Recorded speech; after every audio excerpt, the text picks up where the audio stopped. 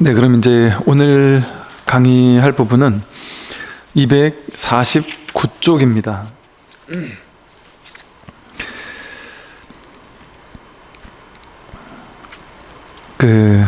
지성이 이제 스님의 큰 자비로 가르침을 주십시오라고 이렇게 했었고요. 지난 시간에 거기까지 했죠.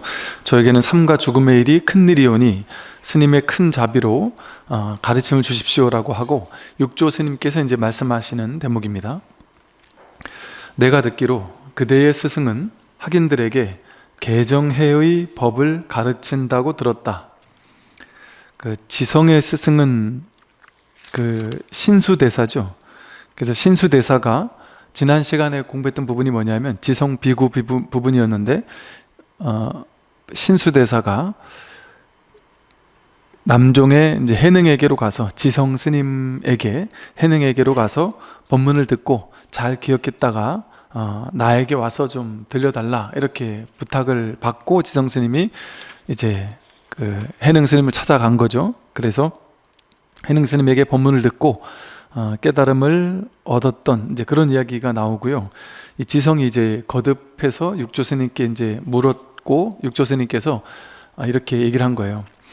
그대의 스승, 그러니까 신수 스님을 말하죠. 신수는 개정해 삼학이 불교에서는 가장 중요한 공부라고 하잖아요. 삼학, 세 가지 배워야 할 것, 그게 이제 개정해인데, 너희 지성 스님, 너희 스승인 신수 스님은, 대통 신수 스님은 어떻게 개정의 삼학을 설법하시느냐 하고 물은 거예요. 그때 이제 지성이 답합니다. 이 신수 대사께서는 모든 악한 행동을 하지 않는 것이 계고, 모든 선한 일을 받들어 행하는 것이 해이고, 스스로 그 뜻을 깨끗하게 하는 것을 정이라고 말씀하십니다. 스님께서는 어떠한 법으로 학인들을 가르쳐 주십니까? 하고 이제 육조 스님께 되묻죠. 계율을 잘 지키는 것은, 계율을 잘 지킨다라는 것, 개정의 삼학 가운데 계학은 계율을 지키는 거거든요. 근데 계율을 지킨다라는 것은 삿된 행동, 악한 행동을 하지 않고 이제 착한 일을 많이 하는 것을 이제 계율을 지키는 것이라고 하죠. 10악업을 짓지 않고 10선업을 지키는 것, 그리고 살도 음망주라고 하는 신구의 3업을 통해서 살생하지 않고, 또 도둑질하지 않고, 삿된 음행을 하지 않고, 망령된 말을 하지 않고, 이제 불음주하는 이런 식의 삿된 행동을 하지 않는 것을 보통 계율이라고 하거든요. 그러니까 통상적인 개정의 삼학을 얘기하는 거예요, 신수 스님은. 그래서 악한 행동을 하지 않는 게 계다, 우리가 다 알고 있는 이야기죠. 또 모든 선한 일들을 받들어 행하는 것, 그게 해다. 지혜를 증장하려면 모든 선한 법들, 부처님 법문 같은 또 이런 선한 일들을 받들어 행하는 것을 이제 지혜라고 이렇게 얘기를 하신 거예요. 그리고 그 뜻을 깨끗하게 하는 것을 정이라고 한다. 마음을 청정하게 하는 것, 그러니까 생각이나 번뇌망상 그런 것들을 좀 고요히 하는 것, 그 생각을 좀 고요히 깨끗하게 말끔하게 비우는 것, 그런 것을 정이라고 말씀하신다는 거죠. 그냥 일반적인 개정의 삼학을 이렇게 설하고 있는 거예요. 보통 개정에 하면 악을 행하지 않는 게, 선을 행하는 것을 계라고 하고, 근데 오히려 이제 해 같으면 모든 선한 일을 받들어 행하는 것을 해라고 한다. 여기서 이제 선한 일은 선악 가운데 선을 포함해서 선법, 그러니까 부처님 법문을 공부하는 것, 그런 것을 이제 해라고 이렇게 하셨던 것 같고요. 그 뜻을 깨끗이 하는 것, 번뇌망상, 분별심을 청적히 하는 것, 그것을 이제 정이라고 한다. 당연히 우리 불교에서 이렇게 알고 있던 내용들인 거예요. 그러니까 이거 기본적으로 우리가 개정의 삼학은 이런 것이다라고 알고 있는 내용을 신수 스님께서 이렇게 말씀하신 겁니다. 그런데 육조 스님께서 이제 거기에 대해서 다시 말씀을 하세요. 내가 만약 사람들에게 줄 법이 있다고 말한다면 그것은 그대를 속이는 것이다. 다만 경우에 따라서 얽매인 것을 풀어줄 뿐이지만 이것을 거짓으로 일러 삼매라고 말하느니라. 그대 스승이 말하는 바에 그런 개정해는 진실로 이상하구나. 내가 보는 개정해는 그것과 다르다. 이제 다르다 이제 하는 얘기는 그 다음에 이제 할 것이고요.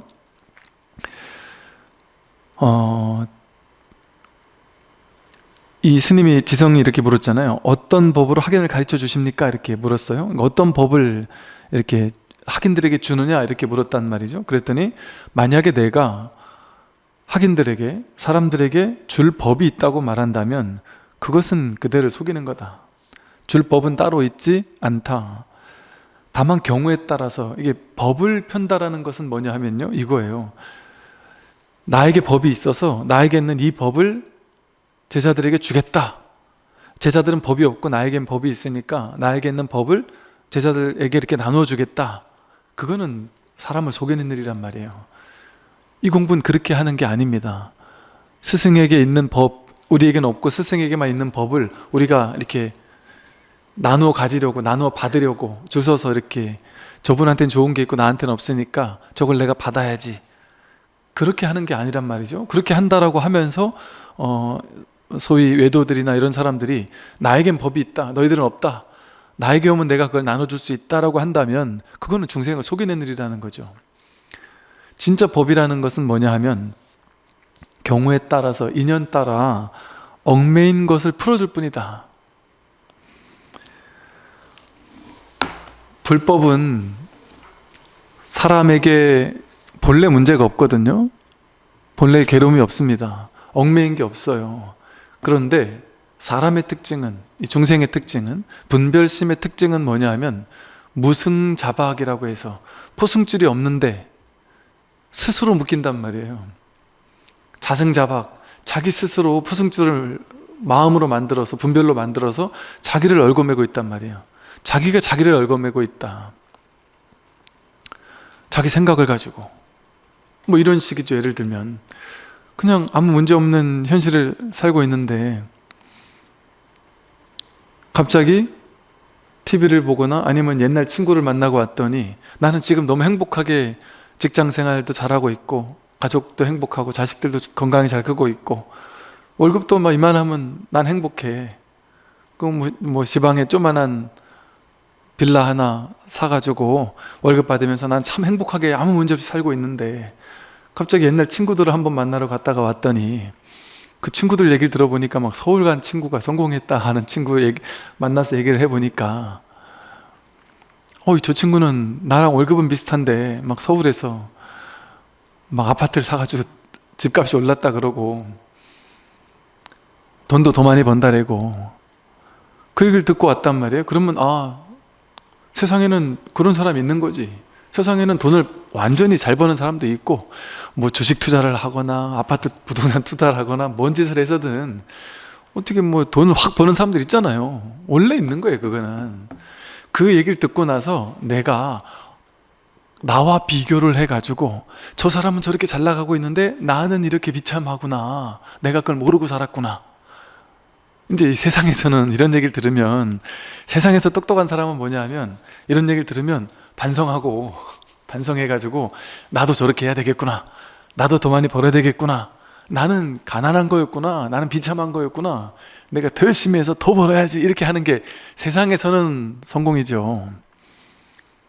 그리고 그걸 하지 말라는 얘기는 아닙니다. 그런 마음을 가지면 이 사람이 이제 진짜 지혜로운 사람이었다면, 자승자박에 빠지지 않는 사람이라면 어떠겠어요? 저런 인생도 있구나, 내 인생도 저런 가능성이 있을 수도 있지, 나도 할 수 있지, 그 마음을 갖는 건 좋단 말이에요. 그럼 그런 친구를 만나고 와서 나도 최선을 다해서 하는 건 좋단 말이에요. 그럼 본인도 열심히 절약하고 열심히 해가지고 열심히 뭐 집을 사든지 뭐 주식을 사든지 그거 하는 건 마음대로 하란 말이죠. 그런 마음을 냈다면. 그런데 지혜로운 사람이라면 자승자박에 얽매여서 괴로워하진 않아요. 왜 않을까요? 이 세상에는 그 누구죠? 저 주식으로 전 세계 1등 가는 부자가 된 사람이 그 누구죠? 그 사람? 예? 워렌 버핏 같은 그런 사람이 있는 거예요, 세상에는. 근데 그런 사람을 보고서는 그게 50보 100보지 뭐가 달라요? 친구가 주식 투자해가지고 대박 났다는 얘기 듣고, 혹은 무슨 요즘에 무슨 코인 가상화폐 투자해서 대박 났다, 이런 사람들이 있다대요, 실제. 근데 그 얘기를 듣고 나는 그것도 못해서 비참해, 이렇게 생각하는 게 50보 100보잖아요. 워렌 버핏을 보고서는 야, 나도 하면 될 텐데 나는 못하는구나 하고 비참해하는 것과, 근데 그걸 보고 야 나도 한번 해보자 이런 마음을 갖는 건 나쁘진 않다. 근데 그게 과도하면 어떨까요? 과도한 집착이 돼버리면 자승자박이 되어서 자기를 묻게 돼요. 그래서 나는 비참하다, 나는 돈도 없다, 나는 돈을 불리지도 못한 사람이다, 이걸 못 불리면 참 나는 능력 없는 사람이 된다, 이런 생각을 믿기 시작한단 말이에요. 근데 보세요, 주식을 투자해서 주식 전문가라는 사람들 중에도 주식 투자해서 망한 사람이 더 많다 그러죠. 물론 이제 뭐 모르겠어요. 이제 주식 장이 좋을 때는 뭐 많은 사람들이 또 잘 될 때도 있겠죠. 근데 그럴 때가 있으면은 그게 안 될 때도 있을 거 아니겠어요? 뭐 아파트도 잘 오르는 시기 같으면 다 오르겠지만 떨어지는 시기도 또 있잖아요. 그러니까 알 수 없는 일이란 말이죠, 그거는. 그런데 그걸 내가 정해놓고, 생각으로 정해놓고 난 이걸 못했으니까 나는 비참한 사람이야, 그 생각을 믿어버리면 내가 그로 인해서 자승자박에 빠져가지고 괴로워질 수 있단 말이에요. 근데 지혜로운 사람이라면 그 마음을 내는 것까지 나쁘다고 보지 않는단 말이에요. 불교에서는 무소유니까 그런 생각도 하지 마. 주식으로 부자가 되고 무슨 돈을 벌어서 더 크게 부자가 된다는 건 전부 다 욕심이니까 그런 마음을 갖기만 해도 그건 전부 다 불법과 어긋나는 거야. 그러니까 무소유만 불교지 소유하려는 마음은 다 어리석은 욕심이야, 이렇게 얘기하지 않는단 말이에요. 불교는 그렇게 얘기하는 겁니까? 불교가? 석가모니 부처님께서 장자들에게 그렇게 가르쳤냔 말이에요. 석가모니 부처님께서 왕에게는 어떻게 하면 나라를 잘 다스리는지를 가르치시고, 장자들에게는 어떻게 하면 회사를 잘 경영하는지, 돈을 어떻게 하면 잘 지혜롭게 벌 수 있는지를 가르치셨단 말이에요. 돈 벌지 마 이렇게 얘기하지 않았단 말이에요, 장자들에게. 오죽했으면 또 집안을 경영하는 가장에게는 아내에게 가끔 한 번씩 금은보화, 반지, 목걸이 같은 거 사다 줘라,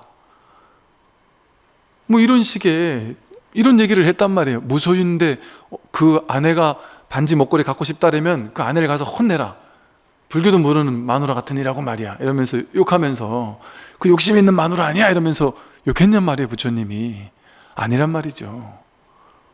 반지도 좀 사다 주고 해라고 했단 말이에요, 부처님께서. 그 우리들이 갖고 싶은 어떤 욕망이라든지, 그냥 그러니까 욕망이라기보다는 살아가는 데 있어서 당연히 열심히 사는 것, 그거 하지 말라고 하지 않았단 말이에요. 근데 뭐를 탓했느냐, 뭐를 타박했느냐, 최선을 다해서 돈 버는 것을 뭐라는 게 아니라 열심히 해서 벌어라 이랬단 말이죠. 그런데 버는 것만 이 세상의 전부인 것처럼 너무 과도한 욕심을 내가지고 마음을 냈는데 욕심이 없이 마음을 내면 좋단 말이에요. 나는 부자가 될 거야 했는데 돼도 좋고 안 돼도 어쩔 수 없지, 그러나 나는 최선을 다한다, 이런 자세면 좋단 말이죠. 그게 머무는 법 없이 마음을 내는 거잖아요. 집착 없이 부자가 되는 거예요. 부자 되겠다는 마음을 내는 거죠. 그런데 집착 없이 마음을 내는 거는 오케이란 말이에요, 불교는. 그런데 자승자박은 뭐냐 하면 나는 지금 못난 놈이구나, 왜 이만큼 돈을 못 벌었으니까, 투자해가지고 내가 원하는 만큼의 성공을 못 거뒀으니까 나는 어리석구나, 그러면서 스스로 자괴감에 빠지고, 그게 어리석은 거라는 거예요. 열심히 하는 걸 탓하는 게 아니라. 그런데 실제 그렇잖아요. 어리석은 사람들은 나는 이것밖에 못했구나 하면서 비참해하고, 저 사람은 대단한데 나는 못났다고 여기고, 남의 집은 저봐 당신 저 집들은 저 때 막 집 사가지고 다 잘 됐잖아, 요즘 그런 사람들이 많다는 거예요. 집안 싸움 나는 게 많다는 거예요. 저도 이제 군에 있었잖아요. 이제 군인이나 공무원이나 뭐 이런 사람들이 이제 우리 비슷한 이제 뭐 또래 이런 분들이 그랬다는 거예요. 옛날에 한 3년, 5년, 10년 전에만 해도 그냥 열심히 돈 버는 게, 성실하게 일하는 게 최고잖아요. 그 당 우리들의 생각은 보통 성실하게 일해서 열심히 저금해가지고, 그래서 내가 저금을 탁 모아놔가지고 저금이 이렇게 늘어나면 그게 열심히 사는 것의 보람이었단 말이에요. 집 사가지고 투자해서 모르고 이런 게 중요하게 여겨지는 그런 시대가 아니었단 말이에요. 그러니까 뭐 그때 한 5년, 10년만 해도 뭐 그런 생각을 크게 했겠어요, 사람들이. 그러니까 열심히 돈 벌어서, 그리고 또 막 그랬다 그래요. 그땐 무슨 뭐 일본이 뭐 집값이 확 뚝 떨어졌다, 뭐 제가 듣기로는 무슨 뭐 10분의 1로 떨어졌다, 막 이런 얘기들이 막 있었다 그래요. 그러다 보니까 그냥 보편적으로 집을 뭐하러 사느냐, 그냥 전세 살면 되지, 이런 생각을 그냥 보편적으로 많이들 했다 그래요. 근데 그렇게 해서 그렇게 전세 살았던 사람이 있고, 그런데 막 그래도 내 집 하나 있어 안 되겠나 해서 산 사람이 있는데, 그건 그냥 단순한 하나의 결정이에요. 뭐가 더 옳고 그런 건 없어요. 그때 이걸 선택해도 괜찮고 저걸 선택해도 괜찮은 거예요. 사실은 앞날을 내다볼 수 없잖아요. 우리가 뭐 옛날에 무슨 주식 투자를 했는데 그게 몇 배가 떴다, 아니면 요즘 젊은 애들이 무슨 가상화폐 투자를 한대요. 근데 뭐 우리 몇 년 전에까지만 해도 일반적인 사람들이 가상화폐 투자한다면 다 정신 나간 사람이라고 생각하지 않았을까요? 이게 진짜 화폐도 아니고 가짜 화폐인데 거기 투자한다면 그건 정말 일확천금을 노리는 이상한 사람, 이렇게 생각했을 수 있단 말이에요. 지금 메타버스라고 그래가지고 무슨 메타버스 같은 데서 이렇게 가상의 공간에, 인터넷의 가상 공간에 지구를 만들어 놓고는 지구에 있는 모든 나라에 있는 땅을, 가상의 땅이죠, 인터넷상에는 가상의 땅을 팔고 사고 한다는 거예요. 근데 서울 시내 땅을 예를 들어 옛날에 처음 팔 때는 1달러에 팔았, 진짜 땅이 아니니까 예를 들면 뭐 1달러, 2달러에 팔았단 말이죠. 그럼 뭐 미국 로스앤젤레스 땅도 있고 서울 시내 땅도 있고 무슨 뭐 러시아에도 있고 유럽에도 있고 막 이렇게 땅을 산 사람도 있단 말이죠. 그럼 그때만 해도 욕했다는 거, 미쳤네, 가상 공간인데 거기 뭐하러, 아무리 1달러 싸더라도 뭐하러 그걸 사냐 이랬단 말이죠. 근데 그게 지금 뭐 몇백 달러가 됐대요. 가상 공간에 있는 땅인데. 얼마 전에 보니까 어떤 불자분께서 그 메타버스 안에다가 서울 시내 한복판에 이게 사찰을 이렇게 지었다라면서 이렇게 뭘 하나, 그 글을 하나 올린 걸 봤는데, 그럴싸하게 큰 법당을 하나 지은 거예요. 그 되게 큰, 되게 기술이 있어야지 질 수 있었겠죠. 근데 예를 들어 그걸 이게 저 강남 한복판에 그 절을 져놨다. 그럼 그 옆에다가 이제 뭐 교육관을 하나 짓는다 이러면 거기를 아마 들어가면은 그 속에서, 요즘에 대학교 직접 오프라인으로 만나질 못하니까 요즘 시대가, 그러니까 뭐 올해는 그랬다 그러죠. 대학교 입학해가지고 학생들 다 모을 수 없으니까 메타버스 안에서 이렇게 뭐죠, 오리엔테이션도 하고, 불교에서 뭐 수련회 같은 것도 이 메타버스 안에서 하기도 하고 이런데요. 그러니까 이제 여기다가 내가 이제 강남 한복판에 절을 져놨어요. 그럼 그 옆에다가 내가 땅을 좀 더 사가지고, 아니면 여기서 좀 가까운 곳에 뭐가 있다면 요 가는 길목을 내가 좀 더 사가지고 여기다 또 다른 걸 하나 져야지, 이런 사람이 있다는 거예요. 그럼 그 땅을 사고 싶어 한다는 거예요. 가상 공간이지만. 그럼 그게 지금 벌써 몇백 달러가 됐다는 거예요. 그리고 그때는 알았냔 말이에요. 몰랐지. 처음에 1달러 할 때 그거 모르고 욕했죠, 다. 어떻게 알 수가 있어요? 우리가 신이 아닌데 미래를 어떻게 압니까? 몰라요. 그러니까 지금에 와서 그때 왜 집 안 샀어? 하고 싸운다는 거예요, 부부가 요즘에. 그때 내가 사자랬는데 당신 안 사가지고 우리만 이렇게 가난해졌잖아, 이러고 싸운다는 거예요. 근데 이게 그냥 싸우는 게 아니라 심각한 부부 싸움이 돼가지고 이혼에 처했다, 이런 사람들이 있어요. 이게 이혼할 사유가 되냔 말이에요. 이게 알 수 없는 거예요, 알 수 없는 거. 그런데 그때 내가 전세를 가나 사나 그게 뭐가 좋은지 알 수 없단 말이에요. 그냥 그때는 그때 최선을 한 거예요, 그냥. 그리고 뭐 이런 분들도 계신다대요. 지금 뭐 10년 전에 서울의 아파트가 이렇게 얼마가 올랐는데, 뭐 10몇 년 전에 아파트 값이 올랐는데, 야, 내 인생에 이렇게까지 아파트 값이 오를 걸 상상도 못했다. 이건 더 이상 오를 수가 없다. 이렇게까지 오른 것도 기적이다. 그래서 그때 예를 들어 막 5억, 6억에 팔았다는 거예요. 이게 어떻게 1억짜리가 6억 될지 어찌 알았냐 하고서 막 미쳤다 하고, 이거면 난 평생 놀고 먹고 살 수 있겠다 하고 서울 막 강남 한복판에 땅을 막 한 5억, 6억에 팔았다는 거죠. 아버지가 남편이 막 팔자래가지고 팔았다는 거죠. 근데 아내는 팔지 말자 했는데 남편이 팔자래서 팔아가지고 그 돈 가지고 일산에 큰 아니면 경기도 외곽에 큰 집을 샀다는 거죠. 땅에다가 이렇게 딱 큰 집을 하나 했다는 거죠. 근데 그 집은 지금 별로 안 올라갔고, 옛날 내가 팔았던 그 집은 지금 20억, 30억이 됐다는 거예요. 근데 그거 가지고 남편을 원망하고 남편의 무능함을 탓하면서 이혼하자라고 막 싸우고 막 울고불고 몸져 눕는다는 거예요. 그걸로 왜 몸져 눕냔 말이에요. 그게 자승자박하는 거예요. 자승자박하는 거. 아니, 팔았으면 끝나는 거예요. 끝 아니에요. 끝. 그거는 깔끔하게. 안 그렇습니까? 어떻게 집이 내 집일 수가 있어요? 잠깐 인연 따라 내 집이었다가 아니었다 하는 거죠. 아니, 그럴 것 같았으면 저희 아버님도 그러시는데, 저 시골의 촌 땅이지만 아버님이 여기다가 이게 아버님 그 회사를 차릴까? 저기다 차릴까? 고민하다가 이쪽에 차렸다는 거예요. 근데 그걸 차리고 나서 40년 지나고 나서 40년 지난 후에 여기에 그 시골 촌에 이마트가 들어왔어요. 40년 후에. 그 어머님께서 야, 그때 내가 저길 샀어야 되는데 40년 전에 뭔 의미가 있냔 말이에요. 그런 말이. 근데 그냥 우스개로 한 말이겠지만 그런 말은. 근데 그게 이제 실제로 그렇게 우스개로 말을 하는 걸 할 수 있죠. 근데 실제로 그게 막 부부싸움이 되고 그럴 필요가 있느냔 말이에요. 그건 어리석은 일이죠, 진짜. 그냥 당신이 무능했어 하고 욕할 게 아니라 내가 어리석은 거죠. 당신이 어리석은 게 아니라 내가 어리석은 거예요. 내가 얼마나 어리석으면 그 남편을 욕해요. 남편이 신이에요? 어떻게 3년 후, 5년 후, 10년 후에 이 집에 오를 걸 어떻게 알았냐고요. 어떻게 알 수 있냔 말이에요. 모르는 게 당연한 거예요. 그게 욕심이란 말이에요. 자기 욕심. 그게 자승자박하는 거예요. 그럼 팔았으면 깔끔하게 털어버리고 버려야지. 그게 지혜로운 거죠. 그리고 나는 더 좋은데 뭐 투자를 해야 된다든지 남들이 투자해서 막 승승장구했다면 희한하죠. 그건 그냥 워렌 버핏인 거예요.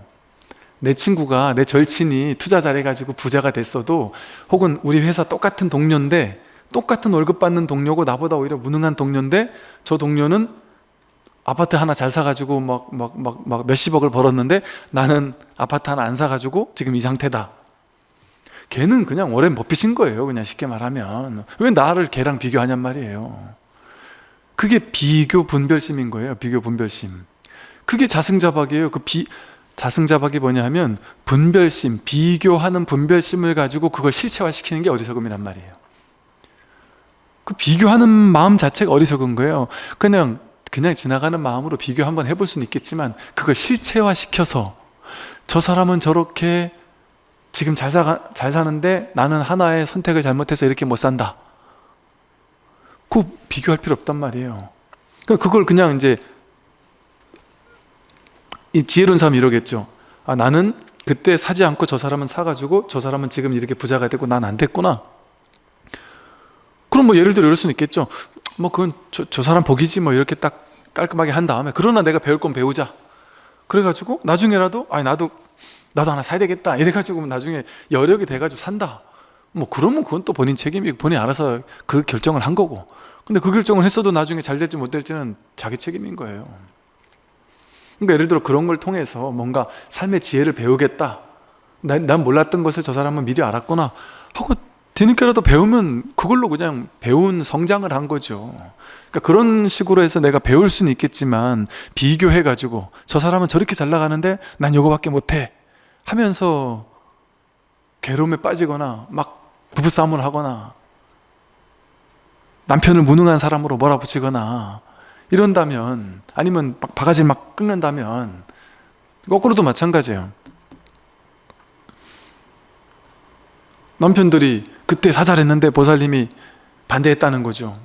당신 막 욕을 한다는 거야. 아내한테 막 그냥 할 말 안 할 말 다 하면서 욕을 하면서 그때 하자니까 이게 말이야 옆에 내가 뭘 안다고 내 말을 안 들었냐면서 막 욕을 한다는 거죠.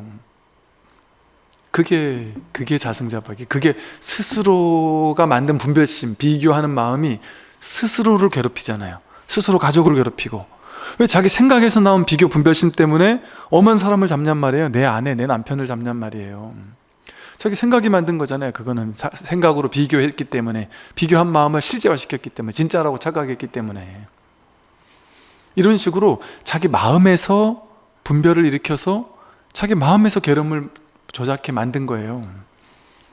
이렇게 포승줄도 없는데 자기 스스로 자기에게 묶인단 말이에요. 사람들은. 그러니까 자기가 자기를 묶은 줄 모르고 세상이 나를 묶은 줄 알아요. 남들이 나를 묶은 줄 알아요. 이렇게 스스로 묶였잖아요. 불교는 뭔지 아세요? 불교는 여러분에게 법을 주지 않아요. 법이 없다니까요. 줄 법이 없다니까요.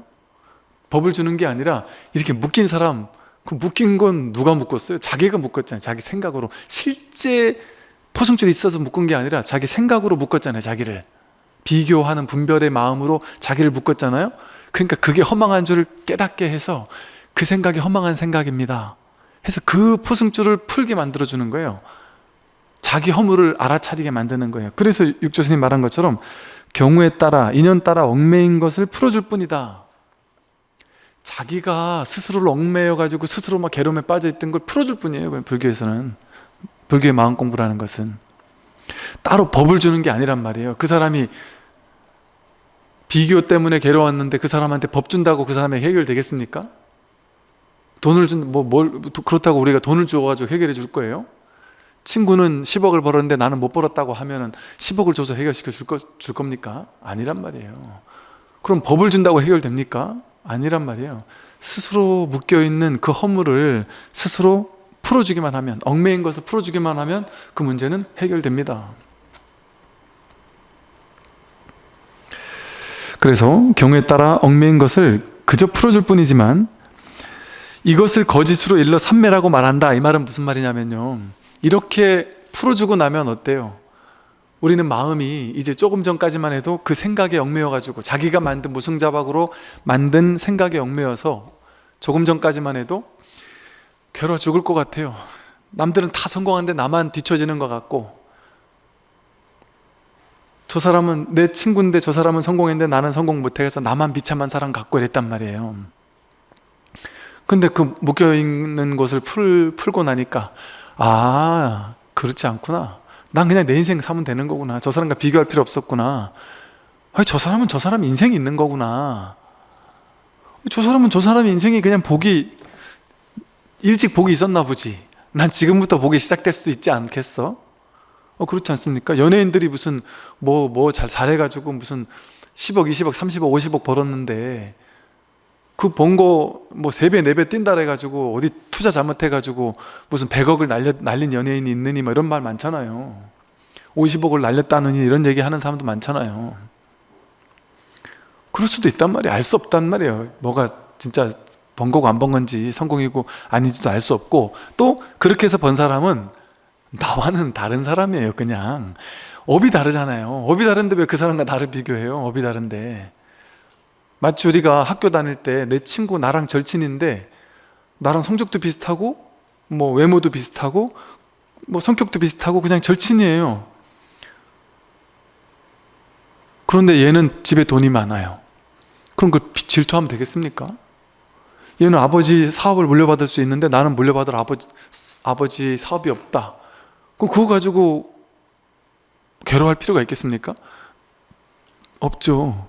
그런데 그걸로 괴로워한단 말이에요. 어떤 사람은 자기 아버지를 원망한단 말이에요. 그것과 똑같잖아요.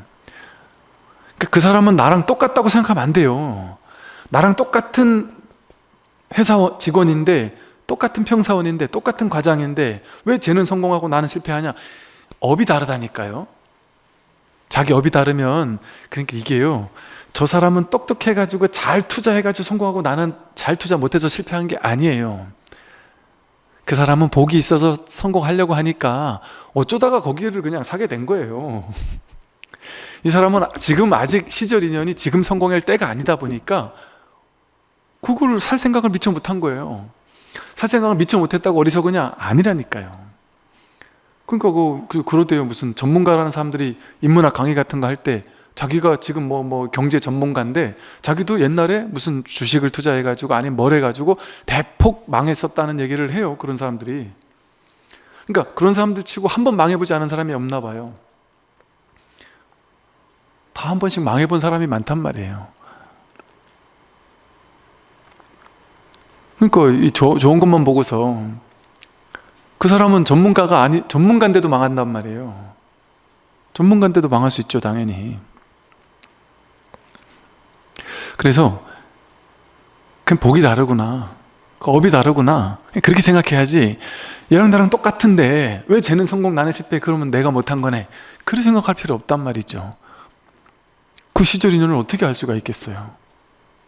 그 시절 인연을 어떻게 알 수가 있겠어요? 그 이제 예를 들어 관심 없는 사람이, 관심 없는 사람들조차 막 다 관심을 가지기 시작하면 그건 끝물이라는 뭐 이런 얘기 있잖아요.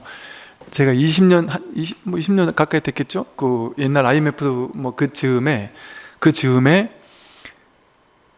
제가 그때 이제 군에 있었는데요. 군에 있는 군인들은 막 그런 거 관심 없는 사람들이 대부분이에요. 근데 갑자기 이게 군에 있는 장교 이런 사람들 중에 무슨 펀드를 투자하니 막 이런 얘기를 막 하는 거예요. 그죠? 그런 게 뭔데 그래 투자를 한다는 거예요? 그랬더니 요즘에 사회에서는 이게 대세라고, 이거 해가지고 다 돈이 오른다고. 그래서 몇몇 사람이 한다는 얘기를 들었어요. 그런데 그때 어떤 일이 있었냐면요, 남들 펀드로 돈 다 벌고 나서 이제 마지막에 그거 시작했던 사람들이 망한 거예요. 그래서 제가 상담했던 어떤 친구는요, 젊은 친구였는데 그 중소기업 조그마한 회사 다니는 친구였는데 그 관심도 없었던 친구인데 회사 사람들이, 주변 사람들이 전부 다 그걸로 돈 벌었다는 얘기를 하니까 이제 그 회사에서 좀 이렇게 돈도 별로 없고 있는 모든 사람들이 전부 다 그거 안 하면 큰일 나는 줄 알고 뒤따라서 막 투자를 했다가 다 망해버렸어요. 펀드로 완전 망해버렸다니까요. 그래가지고 사채를 쓰니 온갖 괴로워하고 이런 사람들 제가 상담을 했어서 알아요. 근데 또 작년에는 또 작년에 있을 때 또 어떤 사람이 그 얘기를 하는 거예요. 요즘에 무슨 삼땡 주식이 유행한다, 막 붐이라는 거예요. 막 너도 나도 다 산다는 거예요. 이거 사면 막 대단해진다, 다 그런 얘기를 한다는 거예요. 꼭 그러냐? 그때 사람들이 뭔 얘기했냐면, 스님 이거 사면 무조건 다 잘 된대요 이러면서 다 샀다니까요. 다 샀다니까요. 잘 아는 사람이 저보고도 스님도 그거 좀 사놓으세요 이랬다니까요. 근데 그때 있잖아요, 보세요, 백이면 백 다 사야 된다 이랬다 그랬잖아요, 그죠? 근데 지금 한 1년 지났는데 지금 보면 어때요? 확 떨어졌대요 이게. 그래서 그때 샀던 사람들이 다들 이거 평소에 안 하던 사람들이 주변에 막 산다는 얘기 듣고 이게 지금이라도 해야 되나 해가지고 시작했던 사람이 물론 또 올릴지 모르겠지만 알 수 없다는 얘기를 하는 거지. 제 말은 알 수 없다는, 그건 어차피 알 수 없는 일이에요 그냥. 그러면 알 수 없음으로 인정을 해야 됩니다. 그거 투자 잘못한 거 가지고 자기를 탓하거나 남을 탓하거나 무능하다고 하거나 이럴 수 없단 말이에요. 전문가들이 그러지 않아요? 경제는 그 누구도 예측할 수 없다. 주식이 됐든 부동산이 됐든 그 누구도 확실히 예측할 수는 없다. 그러니까 무슨 경기가 좋아질 거야 라고 예측하는 경제학자도 있고 경기가 안 좋아질 거라고 예측하는 학자도 있잖아요. 그 대단한 학자인데도 불구하고 다르단 말이에요. 다를 수밖에 없어요. 알 수 없으니까. 그 대단한 학자도 모르는 거를 어떻게 내 남편이, 내 아내가 알 수 있겠어요? 모르는 게 당연하지. 신이 되기를 원하는 거죠. 그게 바로 자기 한 생각이란 말이에요. 한 생각. 그러니까 이런 사실을 알면 우린 예를 들어 투자를 해도 어떻게 하겠어요? 과도한 욕심은 제외한 채 할 수 있겠죠. 좀 여유 있는 돈 가지고, 그냥 이건 있어도 그만 없어도 그만인 돈 가지고 투자하는 거 가지고 누가 뭐라 그러겠습니까? 근데 과도한 욕심이 들어가면 이건 100%야 이러면 어때요? 그러면 그 삿된 욕망이 들어간다니까요. 옛날에 우리 군에서 그런 일 있었잖아요. 우리도 경악을 금치 못했다니까요. 제가 군에 있을 때 얘긴데, 중인가 대위인가 하는 계급적으로 보면 되게 낮은 20대 30대밖에 안 된 되게 낮은 계급의 격리장교인가 하는 사람이었다 그래요. 제가 정확히 기억은 못해요. 저도 그냥 대충 신문 보고 들었던 거라. 근데 중위 대위쯤 되는 격리장교면 군에서는 완전 낮은 계급이거든요. 근데 그 사람들이 이걸 2배 3배 이자를 엄청나게 준다고 하고 막 중령 대령 이런 사람들을 막 꼬셔가지고 돈을 이렇게 투자하게 만들어서 실제 그 이자를 어마어마하게 줬다는 거예요. 그게 수백 명, 그게 엄청 많은 사람들이 거기 다 넘어가가지고 투자를 했다는 거죠. 그 신문에 다 나온 얘기니까. 저도 그 얘기 듣고 깜짝 놀랐어요. 야, 저런 젊은 친구들의 말을 듣고 저 계급 높은 사람들이, 더구나 이제 군에서는 그런 거 자체가 좀 그런 금지되어 있달까 이런 상황이거든요. 근데 저걸 했다라는 것 자체도 신기하고, 그걸 믿은 것도 신기하고, 이걸 몇 배를 이자를 준다는 그 말을 참 믿고 그 한 것도 신기한데, 그 당한 사람들은 억울하겠지만 그 자기 자승자박한 거 아니에요? 자기가 과도한 욕심을 부리니까. 그러니까 상식적으로 어긋나는 그런 것들은 뭔가 문제가 되겠죠. 그러니까 그렇게 과도한 욕심을 부리면 이제 거기서 문제가 생기는 거죠. 그래서 이렇게 스스로 묶인 거, 이게 대부분의 괴로움은 뭡니까? 사람들이 가지고 있는 대부분의 괴로움은 지금 비유를 들었지만 이렇다니까요. 다 이런 괴로움이에요. 자식한테 이만큼을 바래요. 그거 누가 만들었어요? 내가 만들었죠. 넌 이 정도 대학은 가야 돼 하고, 너는 이 정도는 취직해야 돼 하고, 너는 이런 남편감, 아내감을 데리고 와야 돼. 부모님이 자기가 만들었단 말이에요. 그래놓고 그만큼 못하면 괴로워하고, 그만큼 괜찮은 사람을 안 데리고 오면은 괴로워하고, 자기가 스스로 얽매였는데 그걸 모르니까 너가 공부를 못해서 내가 괴로운 거야 라고 착각하는 거예요. 내가 내 스스로의 생각에 빠진 건데도 그걸 모르고. 이렇게 불교는 스스로 얽매인 한 생각에 얽매인 것을 풀어주는 그걸 법이라고 하는 거예요. 따로 줄 법은 없단 말이죠. 이렇게 풀고 나면 어떻겠어요? 내가 저놈이 문제인 줄 알았는데 이게 딱 풀리고 나니까 아, 내 한 생각이 문제였구나. 그래서 이 한 생각에 탁 놓아버렸어요. 내가 스스로 만들어서 묶인 이 한 생각을 탁 놔버렸어요. 그러고 나니까 마음이 편안하겠죠. 마음이 문제가 없겠죠. 아, 이제 좀 살겠다. 내가 괜한 한 생각을 쥐고 있어가지고 내 스스로를 괴롭혔구나. 이럴 필요가 없었구나 해서 이제 자유로워진단 말이에요. 그게 삼매란 말이에요. 그게 삼매예요. 여러분 평소에 아무 일 없을 때 어때요? 아무 일 없을 때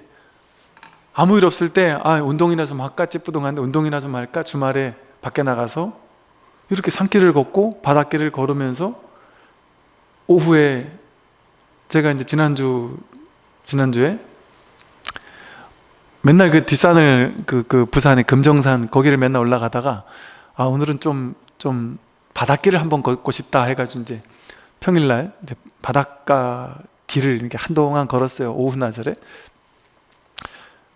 그런데 저쪽 이제 그 송정에서 이렇게 해운대까지 이렇게 걸어서 이렇게 오는데 해운대쯤 올 때쯤 되니까 거기 이제 새로 이렇게 무슨 뭐 기차도 해놓고 뭐 그 걷기 좋은 길을 만들어 놨어요. 이렇게 걸어오다 보니까 이제 해운대쯤 오니까 해가 저 바다 저쪽 저 금련산 있는 쪽으로 해서 바닷가 쪽으로 해서 해가 탁 떨어지고 있어요. 근데 그 바닷가 위로 해가 탁 떨어지고 바다 색감과 하늘의 색감이 막 이렇게 물드는데 너무나도 진짜 아름다운 거예요. 막 정말 너무너무 아름다운 거예요. 그럼 그런 모습을 걷다가 멈춰서서 보다가 이렇게 또 바다 쪽으로 이렇게 의자를 만들어 놨어요. 거기 앉아가지고 그 떨어지는 해를 한참을 바라보고 있단 말이에요. 그러면서 이제 싸가지고 간 차를 한 잔 마시면서 해를 바라보고 있는데 거기 뭔 문제가 있습니까? 아무 문제가 없어요. 여러분이 그걸 상상해 보란 말이죠. 그냥 그렇게 길을 걷다가 떨어지는 해를 이렇게 마주하고 날은 차가워서 찬바람이 불어오는데 마침 싸가지고 간 따뜻한 보이차를 한 잔 마시면서 해를 바라보면서 이러고 앉아 있어요. 무슨 문제가 있냔 말이에요. 여기에 한 생각 일으키지 않고 이 직접적인 대면 이게 여기에는 저 해를 내가 본다라는 생각이 개입되지 않아요. 그냥 하나의 봄 그 자체와 이 내가 저걸 보는 것이 아니라 이 풍경 자체로서 하나로 말하자면 그러고 있을 때 무슨 문제가 있습니까? 그게 삼매란 말이에요. 그게 일행삼매, 일상삼매예요. 일상이 한 생각 일으키지 않으면 그냥 삼매란 말이에요. 그런데 그것을 바라보고 있는데 이렇게 누가 뒤에서 이렇게 걷다가 어떤 두 보살님이 이렇게 걷다가 제 뒤에 있는 의자에 이렇게 앉으셨어요. 앉으셔가지고 두 분이 막 얘기를 너무 이제 하시니까 저 바로 앞에 있으니까 안 들릴 수가 없어서 이렇게 듣는데, 뒤에서 뭐라고 얘기하시면서, 야, 우리 애가 이번에 어쨌는데 너희는 뭐 어떠고 하면서 어디가 좋으니 그런 얘기를 막 한참 하신단 말이에요. 그러면서 막 스트레스를 받아가지고 막 얘기하니까 그 옆에는 또 보살님이 그 얘기를 들어주고, 야, 얼마나 힘들겠니 막 얘기를 한단 말이에요. 문득 고요히 눈앞에 이 있는 그대로의 삼매가 드러나 있는데, 그 생각 속에 들어가서 그 이야기 속에 뛰어들면 이게 삼매가 아닌 거예요. 얽매임인 것이죠. 자승자복으로 스스로 얽어맨 얽매임이 지금 나를 괴롭히고 있는 거죠. 근데 그 얽매임, 그 한 생각을 탁 내려놔서 얽매인 데서 스스로만 탁 풀려날 수 있으면 그냥 그게 삼매란 말이에요. 그러니까 본래가 삼매예요. 우리 삶 자체가 본래 삼매예요. 본연 삼매예요. 일행 삼매고. 그러니까 얽매인 것만 풀면 그대로 삼매라는 소리를 하는 거예요. 그대의 스승이 말하는 바의 그런 계정에는 진실로 이상하구나. 내가 보는 계정에는 그것과 다르다. 이제 그랬더니 지성이 말했어요. 계정에는 다만 한 가지일 뿐인데 어찌하여 다르다고 하십니까? 육조께서 말씀하셨다.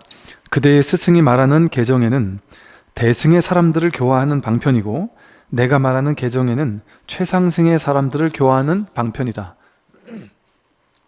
깨달음이 같지 않으므로 자성을 보는 것 또한 느리고 빠름이 있다. 내가 설하는 법이 신수대사의 것과 같은지를 들어보아라.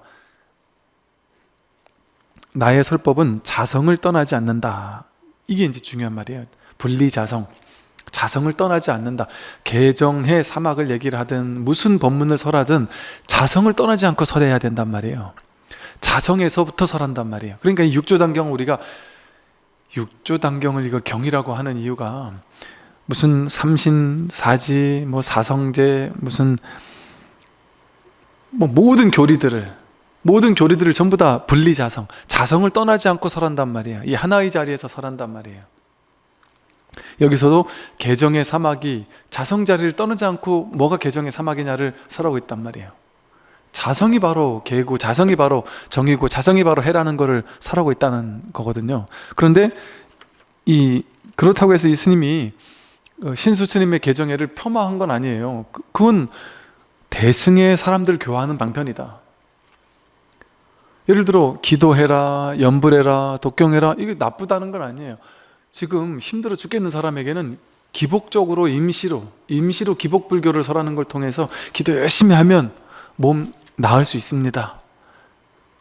너무 아파 죽겠는 사람에게, 너무 힘들어 죽겠는 사람에게, 당장 다른 게 눈에 들어오지도 좋지 않는 사람에게 너무 힘드시면 기도 열심히 하면 이겨낼 수 있습니다 하는 방편이 필요한 사람이 있을 거 아니에요. 그런 사람에게는 임시로 그런 기복적인 방편을 쓸 수도 있단 말이죠. 방편으로라면. 근데 평생 그 방편만 써버린다면 그건 그냥 어찌 보면 장사치와 뭐가 다르겠어요. 본질을 가르쳐 주려고 하면서 방편으로만 쓰는 거는 임시로 쓰는 거니까. 그래서 방편이 제대로 된 방편이려면 임시 방편이래야 되는 거예요. 임시로 쓰고 버려야 돼요.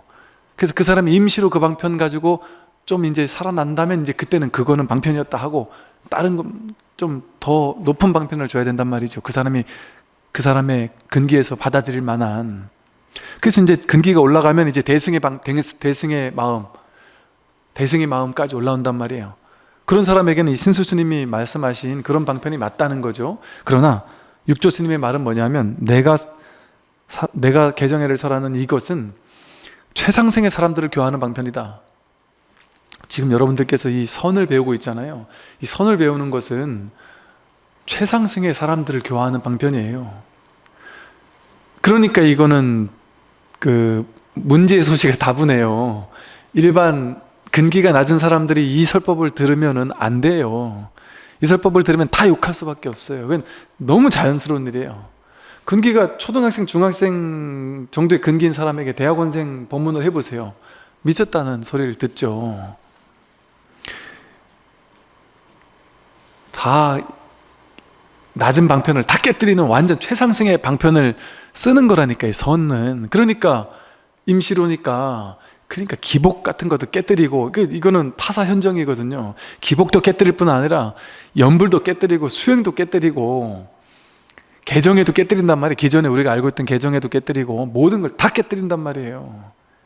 그러니 이게 최상승의 가르침을 설하는 사람들에게나 될 법한 방편이거든요. 그러니 이게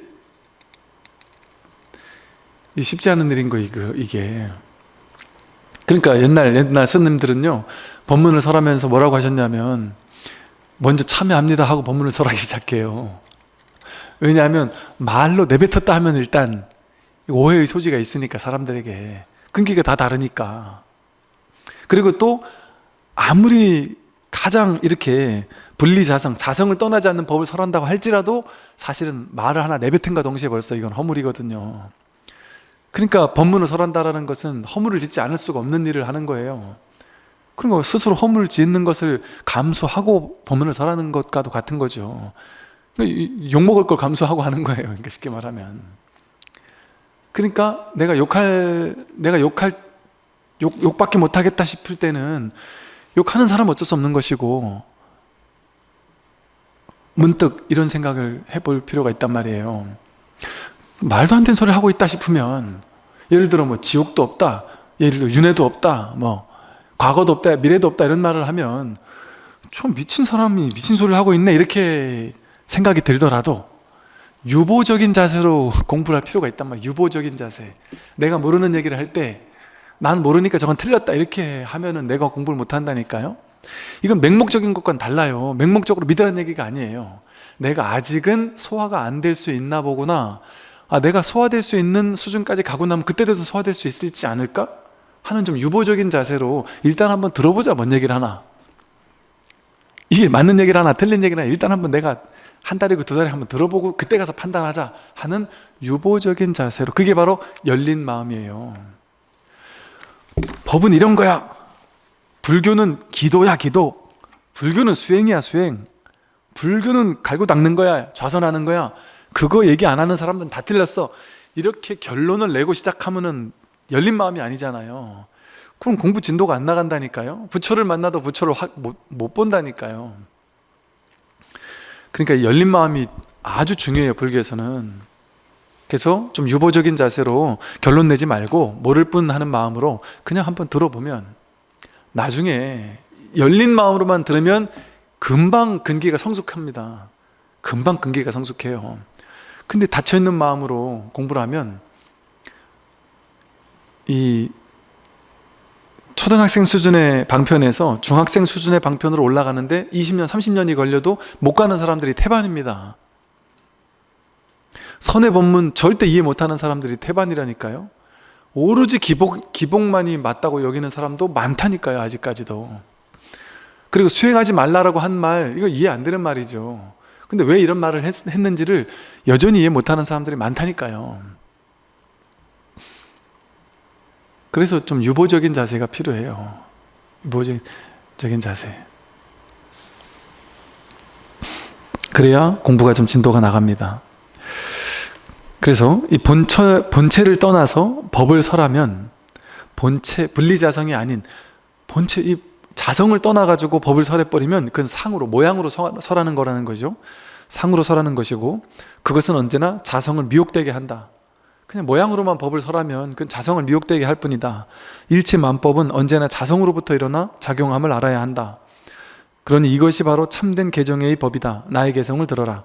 자성으로부터 일어나서 작용하는 이런 참된 자성을 떠나지 않은 개정의, 그걸 내가 설해 줄 테니까 한번 들어봐라 이 소리예요. 마음의 바탕에 그릇됨이 없으면 자성의 개요, 마음의 바탕에 어리석음이 없으면 자성의 해이며, 마음의 바탕에 혼란스러움이 없으면 자성의 정이다. 마음의 바탕이 바로 자성을 얘기하거든요. 뭐가 개냐?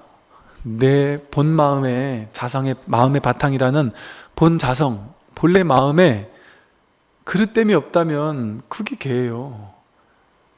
근데 내가 마음을 자꾸 어떤 그릇됨, 분별이라는 그릇됨을 자꾸 쓰니까 개가 어긋나는 것일 뿐이지. 이 개는 어디 있는 거예요? 자기 마음에서 있단 말이에요. 자성에서 나온단 말이에요. 그 자성의 마음에서 그릇됨이 있으면 그게, 그릇됨이 없으면 그것이 개고, 마음 바탕에 어리석음이 없으면 그게 해고, 마음 바탕에 혼란스럽지 않으면 그게 정이에요. 근데 마음 바탕은 본래 그릇됨이 없고 혼란스러움이 없고 어리석음이 없어요, 본래는. 근데 우리가 분별을 쫓아가니까 내가 혼란스러운 것 같은 착각이 들고 그릇되는 것 같은 착각이 들고 어리석은 것 같은 착각이 들 뿐인 거예요. 본래 마음 바탕은 본래 불법성이고 본래 개정이란 말이에요. 본래 개정애가 구족되어 있습니다, 우리에게 완벽하게. 늘지도 않고 줄지도 않는 것이 자기의 금강이요. 금강, 이건 법을, 마음 바탕, 자성을 금강이라고 불러요. 왜? 금강은 어떤 걸로도 깨지지 않잖아요. 다이아몬드, 이건 옛날 사람들은 다이아몬드 금강을 어떤 걸로도 깨지지 않는 거라고 봤어요. 그러다 보니까 금강이라는 말이 금강반야 바라밀도 이 지혜, 이것은, 이 법은 금강과도 같은 어떤 걸로도 깨지지 않는다, 이런 의미를 담고 있는 거거든요. 늘지도 않고 줄지도 않는, 변화가 없는, 그게 바로 금강과 같다. 그래서 이것이 자기의 금강이요, 몸이 가고 오는 것이 본래의 삼매이다. 몸이 여기에 앉아가지고, 좌선을 해서 앉아가지고 가만히 멈춰있는 게 삼매가 아니란 말이에요. 가면 가는 게 삼매고 오면 오는 게 삼매예요. 생각하면 생각하는 게 삼매고 딱 묶어두는 게 삼매가 아니란 말이에요. 길을 걷는데도 자성을 벗어나지 않는 게 진짜 분리자성이란 말이에요. 그게 진짜 삼매지. 어떻게 가만 앉아있을 때만 삼매라고 할 수가 있겠습니까?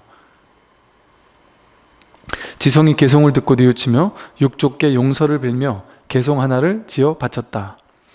오온은 환영과 같은 몸인데 환영이 어찌 궁극의 진실일 수가 있겠는가? 돌이켜 진여로 나아가려 하면 법이 도리어 깨끗하지 않다.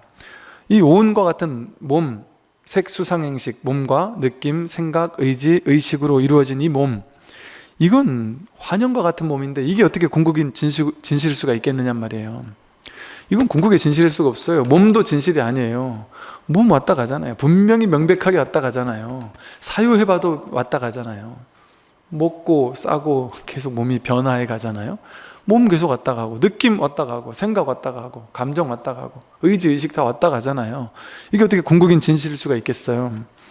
돌이켜 내가 진여로 나아가려고 하면 법이 도리어 깨끗하지 않아요. 즉 진여로 나아갈 수 있습니까, 여러분? 여러분이 진여로 나아가려고 하는 마음 자체가 둘로 나누는 거잖아요. 나는 진여가 아니라는 거잖아요. 내가 진여가 아니어야만 진여가 되기 위해서 나아갈 수 있잖아요. 그럼 나는 진여 불성을 찾을 거야, 진여로 나아갈 거야 하는 마음이 자꾸 진여와 나를 멀어지게 하죠. 그 분별이 나를 진여에서 멀어지게 하잖아요. 그런 줄 모른단 말이에요. 이게 불이법에 개합했을 때 이런 말이 나올 수 있단 말이에요. 그러니까 육조께서는 이런 지성의 개송을 듣고 그럴듯하게 여기고는 다시 지성에게 말씀하셨다. 그대의 스승이 말하는 개정에는 작은 근기의 지혜를 가진 사람에게 권하는 것이고 내가 말하는 개정에는 큰 근기의 지혜를 가진 사람에게 권하는 것이다. 만약 자성을 깨닫는다면 보리도 열반도 세우지 않고 해탈지견도 세우지 않는다. 아까 얘기했죠. 보리, 열반, 자성, 해탈지견 그 어떤 것도 세우지 않아요. 그냥 묶인 것을 풀어줄 뿐이지 그 어떤 것도 법도 내세우지 않는단 말이에요. 그래서 유식불교에서도 보면 승의, 무자성이래요. 승의도 자성이 없다. 승의가 바로 깨달음, 제일의제, 이런 깨달음, 열반, 해탈 이런 거거든요. 근데 그 또한 무자성이라고 얘기를 한단 말이에요. 얻을 만한 한 법도 없어야 비로소 능히 만법을 세울 수 있다. 한 법도 얻을 만한 게 없어야 만법을 세울 수 있어요. 만법을 세웠지만 세운 게 없단 말이에요. 만약 이 도리를 안다면 곧 불신이라 하고 보리 열반이라고도 하며 해탈지견이라고도 일컫는다. 이렇게 내세우지 않을 때 그때 방편으로 이제 불신이라고 말할 수도 있고 보리라고도 말할 수 있고 열반이니 해탈지견이니 뭐라고 다 임시 방편으로 갖다 써도 좋다, 이 소리예요. 이 사실을 확실하게 깨쳤을 때는 견성한 사람은 법을 세워도 좋고 세우지 않아도 좋다. 임시로 세우는 거니까, 방편으로 세우는 거니까 세워도 좋고 세우지 않아도 좋죠. 스스로 세우지만 세운데 걸리지 않으니까. 오고 감에 자유롭고 막힘도 없고 걸림도 없어서 쓸 필요가 있을 때는 쓰고 말에 응해서는 답해주며 널리 화신을 나타내지만 자성을 벗어나지 않으니 곧 자제한 신통과 유의 삼매를 얻은 것이어서 이를 일러 견성이라고 한다. 뭘 하더라도 오더라도 가더라도 자유롭고 막힘이 없단 말이에요. 걸림이 없단 말이에요. 쓰든 안 쓰든 그러니까 쓰고 싶을 때는, 쓸 필요가 있을 때는 인연 따라 쓰고, 사람들이 말로 물어보면 말로 답해주기도 하고, 말에 걸림없이 답해주고, 자기가 쓰지만 쓴 거에 걸림없이 쓴단 말이에요. 그러면서 널리 화신을 나타낸다고요. 화신을 나타내서 이렇게도 응하고 저렇게도 응하고, 묻는 질문에 다 널리 답해준단 말이죠. 그러나 자성을 벗어나지는 않는다. 분리자성, 자성을 벗어나지는 않는단 말이에요. 그게 바로 자제한 신통이고 유의삼매란 말이죠. 이게 바로 견성이고, 이게 신통이에요. 뭐가 신통입니까? 내가 설할 때 설하고, 침묵할 때 침묵하고, 힘든 사람에게 말할 때 말하고, 이 방편이 필요한 사람에게 이 방편 쓰고, 저 방편이 필요한 사람에게는 저 방편 쓰고, 다 하면서도 거기에 걸리지 않는 게, 그게 신통이란 말이에요. 그게 신통이지 가만히 앉아가지고 몸을 띄우는 게 신통이 아니란 말이에요. 사람 전생을 막 훤히 보고 마음을 읽고 이런 게 신통이 아니란 말이에요. 하도에 함이 없이 하는 게 그게 신통이에요. 하는데 자기는 그 하는데 걸리지 않는단 말이에요. 그게 신통이에요. 그러니까 유의삼매죠. 유희, 항상 삼매를 즐긴단 말이에요. 삶을 즐겨요. 그 어떤 삶에도 집착하지 않으니까, 뿌리내리지 않으니까, 이 전부 다 꿈인 줄 아니까, 꿈속에서 이 박진감 넘치는 놀이터 아닙니까 여기가. 근데 영화도 박진감 넘치잖아요. 근데 영화는 가짜잖아요. 근데 여기는 진짜잖아요. 진짜같이 생생하게 느껴지는 3D, 4D, 무슨 뭐 10D, 엄청난 실제같이 느껴지는 영화란 말이에요 이게. 그리고 내가 주인공도 하고 감독도 하고 뭐 다 내가 하는, 이거 완벽한 진짜 영화. 이게 진짜 완전히 뭐 그냥 진짜 생생한 진짜 같은 영화잖아요. 우리 사는 이 삶이 진짜 영화란 말, 영화 같단 말이에요. 근데 이게 영화란 말이에요. 이게 진짜가 아니라, 이게 진짜 내가 아니고 이게 진짜 세상이 아니란 말이에요. 다 각본이지. 이걸 안다면 유희삼매예요. 이 현실이 그대로 현실을 가지고 노는 거예요. 이게 다 꿈과 같으니까, 한편에 내가 펼쳐내는 영화니까, 마음이 펼쳐내는, 마음에서 일어나는 마음법이잖아요. 바다에서 일어나는 파도잖아요. 그러니까 이 사실에 깨어있다면 그 마치 꿈인 줄 알고 자각몽을 꾸는 사람이 꿈속에서 아무리 힘든 게 있어도 힘들지 않죠. 난 좀 있으면 깰 거니까, 이건 꿈인 줄 뻔히 아니까 그 어떤 것도 두렵지 않단 말이에요. 그러니까 꿈을 그냥 즐기게 되는 거예요. 어차피 꿈에 들어왔으니 재밌게 꿈을 즐기다 깨자 한단 말이에요. 그게 유의삼매다. 지성이 다시 육조께 여쭈었다. 어떤 것이 세우지 않는다는 뜻입니까? 육조께서 말씀하셨다. 자성에는 그릇됨도 없고 어리석음도 없으며 어지러움도 없다. 순간순간 반야로 비추어 보아 늘 자성의 모습에서 벗어나, 늘 법의 모습에서 벗어나면 자유자재하게 마음대로 할 수 있는데 세울 것이 무엇이 있겠는가? 자성이 어떻게 뭐 그릇됨이 있겠어요? 어리석음, 어지러움 이런 게 없습니다. 그러니 순간순간 반야로 비추어 보아, 반야 지혜로서 비추어 본다면 법이다 법이 아니다라는 그 모습에서도 벗어나게 되어서 자유자재하게 마음대로 할 수 있어요. 이문자재, 마음대로 인연에 응해서 쓸 수 있어요. 회사에서 열심히 해야 되면 열심히 하는 걸로 쓸 수 있고, 인연에 응해가지고 이 사람이 오면 이 사람과 인연에 응할 수 있고, 저 일이 오면 저 일에 응할 수 있고, 회사에서 나가게 되면 그냥 나가는 대로 응했을 수 있고, 또 새로운 일을 하면 새로운 일에 응했을 수 있고, 교회 가면 아멘 하고 같이 기도도 할 수 있고, 뭔 못해요. 이게 다 유의삼매인데, 실제가 아닌데, 한 법도 내세울 바가 없는데 무엇을 해도 되죠. 제가 승복 입고 가사장사 입고 교회 가가지고 목사님이 이끄는 예배에 참석해서 목사님이 하나님 아버님 하고 다 같이 아멘 하면 같이 아멘 했다. 아멘, 이게 법 아니에요? 할렐루야, 이게 법 아니에요? 할렐루야가 어떻게 아멘과 다를 수 있어요? 나무 불 하는 것과 하나님 하는 것이 어떻게 달라요? 모양 따라가고 생각 따라가고 개념 따라가고 언어 따라가면은 다르죠. 하나님, 이게 뜰 앞에 잣나무랑 똑같단 말이에요. 할렐루야가 뜰 앞에 잣나무랑 똑같단 말이에요. 그러니까 어떤 불자분이 그 타종교인들 만나가지고 너무너무 힘든 일을 당해가지고 그분들이 막 억지로 난 하기 싫어 죽겠는데 억지로 막 기도시키고 아멘 하라고 시키니까 너무 수치스러워서 죽을 것 같았다. 수치스러워서 죽을 것 같다는 자기 생각을, 자기 분별을 내려놓으면 교회나 성당이나 뭐가 달라요. 내가 아직 불교다, 기독교다, 천주교다, 이건 옳고 저건 틀리다라는 분별이 있으니까 그거를 불교는 옳고 타종교는 틀렸어라는 그 생각이 너무 강하니까 그 다르다고 느끼고 있는 것이지. 부처님이 교회 가서 예배 못 하겠어요? 성당 가서 미사 못 드리겠어요? 뭐든지 다 할 수 있어요. 이문자제하게 걸림없이. 한 법도 세우지 않으니까. 이게 그래도 불교인데 그런 생각이 없단 말이에요. 그런 게 어디 이게 있겠습니까? 내가 그래도 불교가 어디 교회 뭐 어디 타종교에 밀리는 거 아닐까? 밀리는 게 어디 있냔 말이에요. 그게 다 법을 떠나지 않는 건데, 하나님께서 목사님이 아침에 간절히 예배하는 게 법을 떠나지 않는단 말이에요. 이 신성을 떠나지 않는단 말이에요. 자성을 떠나지 않는단 말이에요. 전부 다 분리자성이에요. 이 개정회를 떠날 수가 없습니다. 그러니까 한 법도 세우지 않는 거예요. 그러니 이렇게 되면은 법이라는 모습에서도 벗어나면 저렇게 부처님 있고 탱화 있고 이런 곳은 불교, 법당 이래가지고 이런 건 법이야. 그리고 여기다 십자가 걸어놓으면 법이 아닙니까? 십자가 걸어놓으면 법이 아니에요.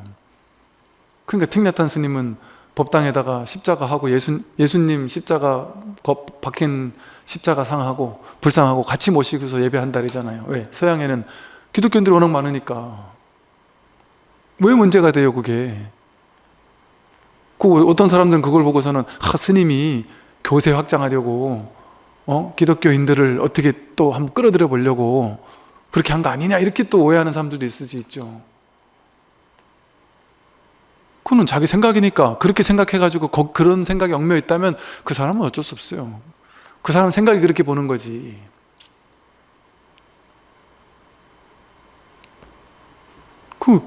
불교에는 교세 확장의 목적이 없어요. 아예 애초에 부처님은 자기 괴로움 와서 해결하고 그냥 가면 돼요. 절집안에서, 쉽게 말해서 설집안에서 보시라는 건요, 내가 혜택 받아가지고 그냥 내가 마음이 나니까 그냥 주겠다 이거예요. 그러려면 보시해라 이거예요. 그냥 요구하는 게 없다니까요. 불교에서는 석가모니 부처님께서 보시하십시오 하고 요구하지 않는다니까요. 그게 부처님의 참뜻이에요. 그냥 제자 입장에서 본인이 혜택을 받았으니까 마음 공부해서 이렇게 자유로워졌으니 내가 이 법이 너무 좋으니 이 법을 전하는데 써주십시오 하고 보시를 이렇게 하니까 그건 좋은 곳에 쓰면 좋은 일이니까 그렇게 받고도 좋다, 고맙습니다, 막 그냥 저 자세로 막 다음에 또 받지 않을까 해서 저 자세로 막 이렇게 해주셔서 고맙습니다 이러지 않는단 말이에요. 저도 참 어찌 보면 한편으로는 좀 죄송스러운 게 보시를 아무리 많이 하신 분한테도 제가 막 감사하다는 말도 안 하고 더 챙겨드리지도 않고 사실 그래요. 그러다 보니까 한편으로는 좀 죄송한 마음이 있어요. 그런데 또 감사한 게 아예 그런 걸 아니까 보시를 많이 한 사람이든 적게 한 사람이든 아예 바라는 게 없어요. 그냥 그러니까 그냥 자유롭게 하는 거예요. 또 저도 누가 잘했는 많이 했는지 적게 했는지 관심도 없고, 그런 얘기를 하면은 왜 나한테 그런 얘기를 하느냐 하고 오히려 우리 봉사자들한테 그런 얘기도 할 필요 없다고 얘기를 하고 하니까 상관이 없단 말이에요. 상관이. 그러니까 그게 그런 것을 제 얘기를 하는 이유는 이런 종교의 순수성을 오해하면 안 된단 말이죠. 물론 이걸 이제 곡해하는 일부 소수의 종교인들이 있다 보니까 그럴 수는 있겠지만, 그러니까 이게 종교는 순수한 거죠. 순수한 거예요. 본인이 보시할 때도 순수해야 돼요. 받을 때도 순수해야 되는 거예요. 그러니까 받아도 거기서 땡이란 말이에요. 안 챙겨준단 말이에요. 그거 챙겨주길 바라면 딴 데가 보시하면 돼요. 굳이 와서 하라는 얘기도 안 했으니까. 받고 싶으면 혜택 받고 싶으면 딴 데 가면 된단 말이죠. 그런 상황이 없지만 감사하지만, 그래서 이처럼 어떤 법도 내세우지 않아요. 그러니까 어떤 법도 내세우지 않으니까 법의 모습에서 벗어나니까 자유자재하게 마음대로 할 수 있어요. 세울 게 뭐가 있겠습니까? 하나도 세우지 않아요. 세우지 않으니까 자유자재한 거예요. 그러니까 무엇이든 할 수 있단 말이에요. 저는 예를 들어 처음에 그랬다 그랬잖아요. 예를 들어 어디 저 서울에 포교당을 어떻게 하지? 포교당을 하려고 보니까 이게 월세가 너무 비싸더란 말이죠. 근데 보니까 그 목사님들이 그 새 싼 데를 잘 얻으셔가지고 교회를 하는 데가 있더라고요. 근데 그 뭐 팔진 않겠지만 아마도 교회 했던 걸 절로 한다면 싫어하시겠지만 교회 하다가 이렇게 내놓은 교회들 그런 거 어떻게 월세를 들어가가지고 인테리어도 다 교회 인테리어 잘 돼 있잖아요. 그 십자가 딱 있는 데다가 앞에 부처님만 딱 모시면 기가 막히게 좋겠다. 돈도 안 들고. 그래서 제가 한동안 찾았다니까요. 교회를 내놓은 교회를 월세 들어가려고. 돈도 안 들고 인테리어도 안 해도 좋고 너무 세련돼 보일 것 같은 거예요.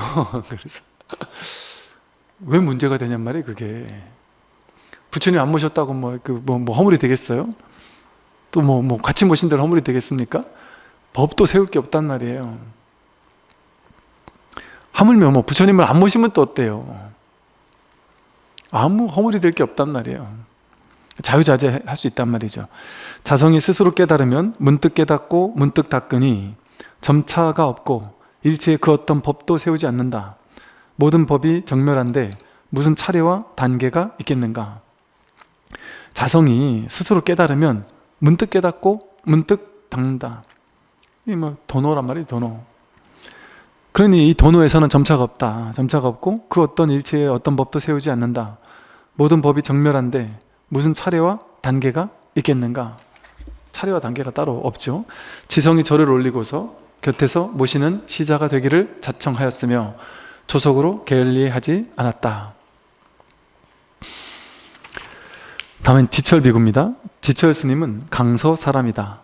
성은 장시오, 이름은 행창이며 어릴 적에는 의협심이 강했다. 남종과 북종이 나뉘어 교화하면서 비록 두 종주이신 해능조사와 신수대사가 서로 나를 나누며 차별하지 않았지만 따르는 대중들은 서로 다투면서 좋아하고 싫어하는 마음을 내었다.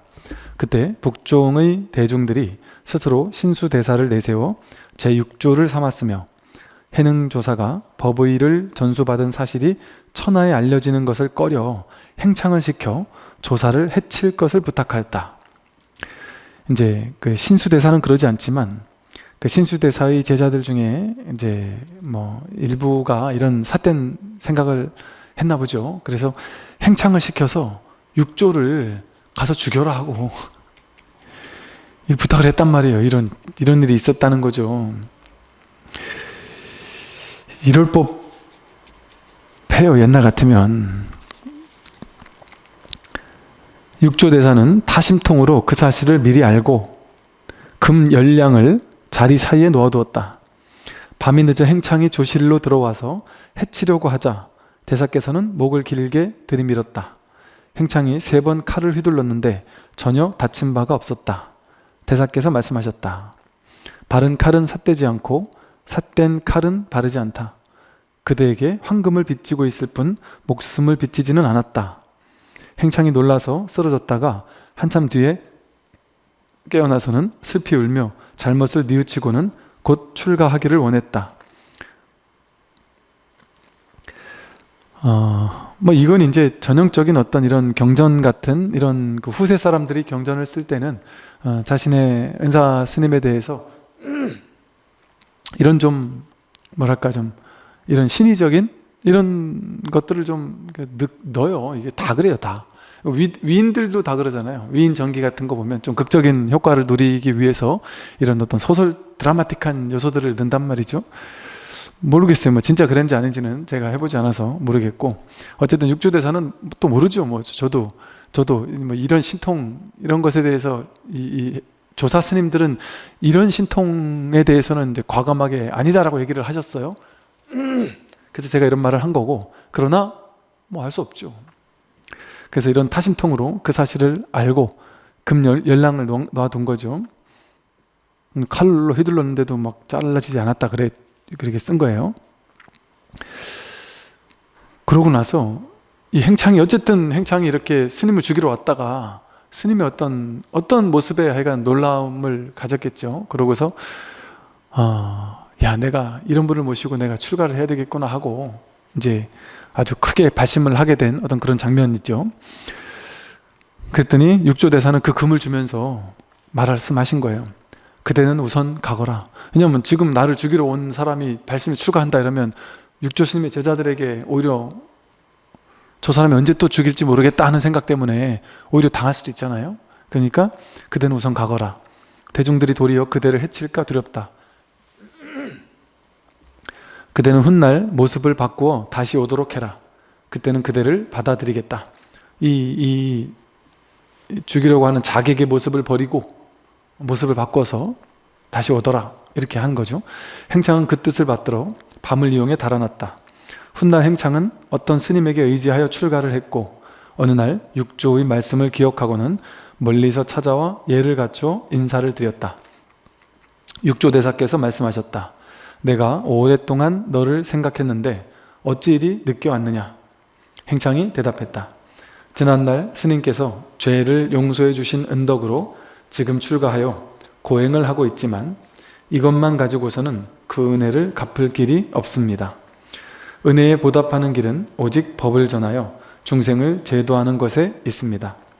저는 일찍이 열반경을 보았으나 아직 상과 무상의 뜻을 밝히지 못하였습니다.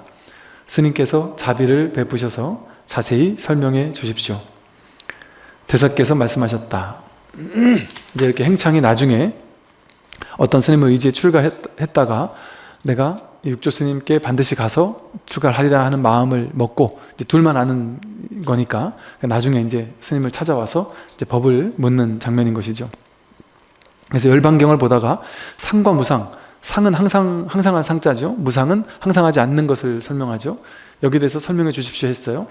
그랬더니 육조 스님께서 뭐라고 말씀하셨냐면 무상은 곧 불성이고 유상은 곧 일체 선악의 모든 법에 대해 분별하는 마음이다. 이렇게 말씀을 하셨어요. 그 열반경에 보면요, 우리가 이제 열반경에서는 불성, 열반의 열애장을 설하잖아요. 일체 중생 시류 불성 이렇게 설하는 게 열반경이거든요. 근데 이제 열반경이 인도에 있는 사람들한테 좀 욕을 먹는 게 뭐냐 하면, 불교의 핵심은 뭐냐 하면, 인도에서의 분위기는 뭐냐 하면요, 브라만교, 또 브라만교의 아트만 사상이 뭐냐면 내 안에 무너지지 않는 아트만이라는 게 존재하고 이 우주적인 범이라는 게 있어서 내 안에 있는 아트만이 계속해서 돌고 돌면 윤회하다가 이 아트만이 범과 하나가 되는 거다. 이 범아이려 사상이거든요. 그래서 내가 죽더라도 죽지 않고 영원히 존재하는 아트만은 계속 불멸한다 이렇게 봐요. 이게 아트만 사상이란 말이에요. 유아라는 사상이에요. 근데 불교는 그게 아니다라고 얘기하면서 그런 아트만이라는 건 없다라는 게 불교거든요. 내 안에 영원불멸하게 존재하는 건 없다라는 게 아트만 사상이에요. 그런데 열반경에서는 대승불교가 나오면서 열반경에서는 뭐라고 방편을 쓰냐 하면, 공한대 초기 불교에서 석가모니 부처님께서도 자성청정심이라는 말을 하셨거든요. 자기의 본래의 성품은, 자성은 청정한 마음이다. 그래서 그것을 회복하는 것, 그래서 내가 괴로움의 원인, 집착과 12가지 12연기로 대표되는 괴로움의 원인들, 분별망상심, 식에서 시작해서 이런 분별망상심이라는 이 분별을 내가 그 묶인 것에서 풀려나기만 하면 본래 자성청정심을 회복해서 열반한다. 묶여있는 삼독심이 훅 풀려난단 말이죠. 묶인 것에서 풀려나는 게 해탈이에요. 그리고 삼독심의 불길에서 불길을 확 불어끄는 게 열반이라 그랬단 말이에요. 그래서 이렇게 열반, 해탈, 자성청정심이라는 말은 했단 말이에요.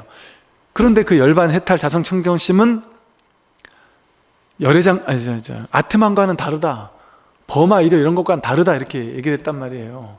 그런데 측면으로 봤을 때 자성청정심, 열반, 해탈이라는 거는 무너지지 않잖아요.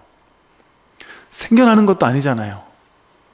생겨나는 게 아니고 무너지는 게 아니잖아요. 원리의 그냥 본성이라는 거잖아요. 그러니까 자성청정심이라 그랬죠. 그런 어떤 측면이 있단 말이에요. 그러나 그런 측면을 교리로 정리해가지고 이게 불성이하고 정리하면 그건 틀렸어요. 그게 중도란 말이에요. 정리해놓으면 틀렸지만 그런 측면이 있다는 걸 또 무시할 수는 없는 거죠.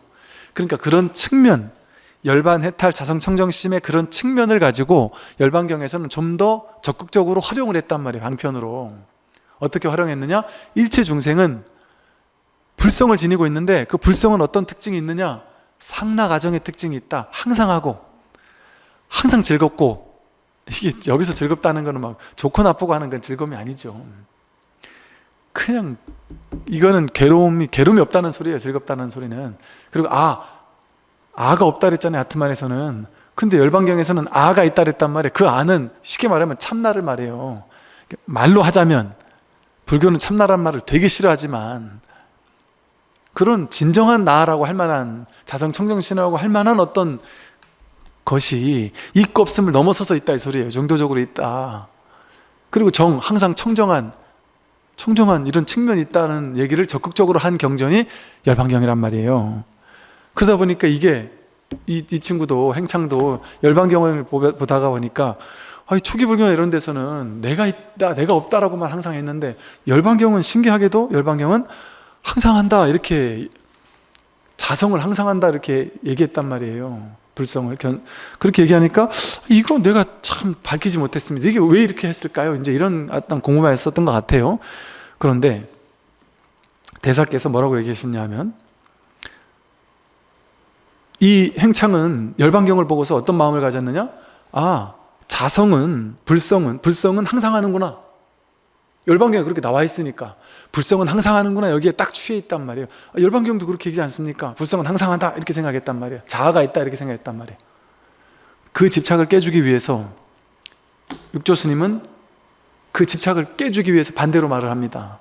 어떻게? 무상은 곧 불성이다. 불성이 항상 하다고 열반경에 나와 있는데 육조 스님은 불성은 무상하다 이랬단 말이에요. 그리고 유상, 상이 있는 것, 항상함이 있는 것, 그건 일체 선악의 모든 법들, 모든 것, 모든 존재, 선악의 모든 것들, 그런 것들은 항상함이 있다 이랬어요. 그건 생겼다 사라지는 거잖아요. 사실은 착한 일 했다가 사라지고 좋은 일, 나쁜 일 했다가 사라지고, 선악의 모든 분별하는 법들은 생겼다 사라지는 거잖아요.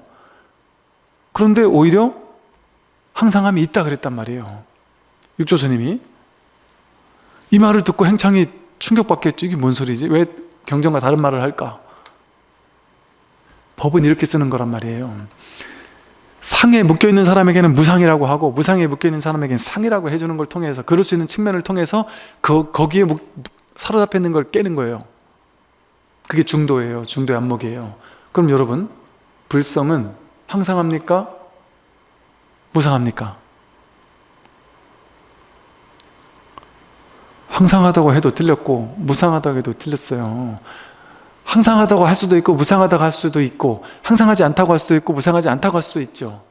그러나 그 중에 어느 하나를 딱 취해서 이게 법이야라고 정한다면 그건 자기 생각이 하는 거잖아요. 생각이 취하는 거잖아요. 그걸 교리로, 법으로 취하는 거잖아요. 어떻게 항상하다라는 것을 법으로 취할 수가 있습니까? 법을 한 법도 내세울 수 없는데, 이게 진짜 법이란 말이에요. 한 법도 내세울 수 없는 게 진짜 법이란 말이에요. 그러니까 우리가 가지고 있는 거 싹 빼앗을 뿐이지 따로 줄 법은 없다라는 말을 그래서 하는 거예요.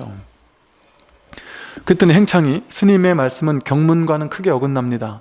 대사께서 말씀하셨다. 나는 부처님의 시민을 전하거늘 어찌 불경과 어긋난다는 말이냐. 행창이 말했다. 경전에서는 불성이 곧 상이라 하였는데 스님께서는 도리어 무상이라 하시고, 경전에서는 선악의 모든 법과 보리심까지 모두 무상하다 하였는데 스님께서는 도리어 상이라고 하십니다. 이것이 곧 경문과 다른 것이니 저의 의혹은 더할 뿐입니다. 대사께서 말씀하셨다. 열반경은 내가 옛날 무진장 스님이 한편 독송하는 것을 듣고 그에게 강설한 적이 있다. 그때 나의 말은 한 글자 한 뜻도 경문과 어긋난 것이 없었다. 지금 그대에게도 결코 다르게 말하지 않았다. 행창이 말했다. 저는 식견이 얕고 어두우니 스님께서 자세히 말씀해 주십시오.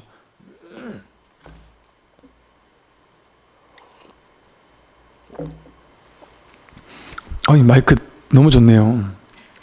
목이 아플 때 이렇게 가까이 대고 얘기해도 뻑뻑 소리가 안 나네. 보통 이렇게 가까이 대고 얘기하면 그 대사께서 말씀하셨다. 그대는 알지 못하느냐.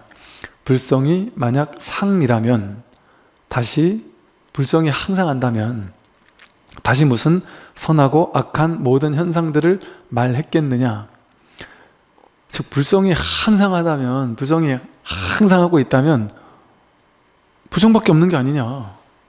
근데 선이 어떻게 있고 악이 어떻게 있겠느냐. 항상 불성만 있어야지.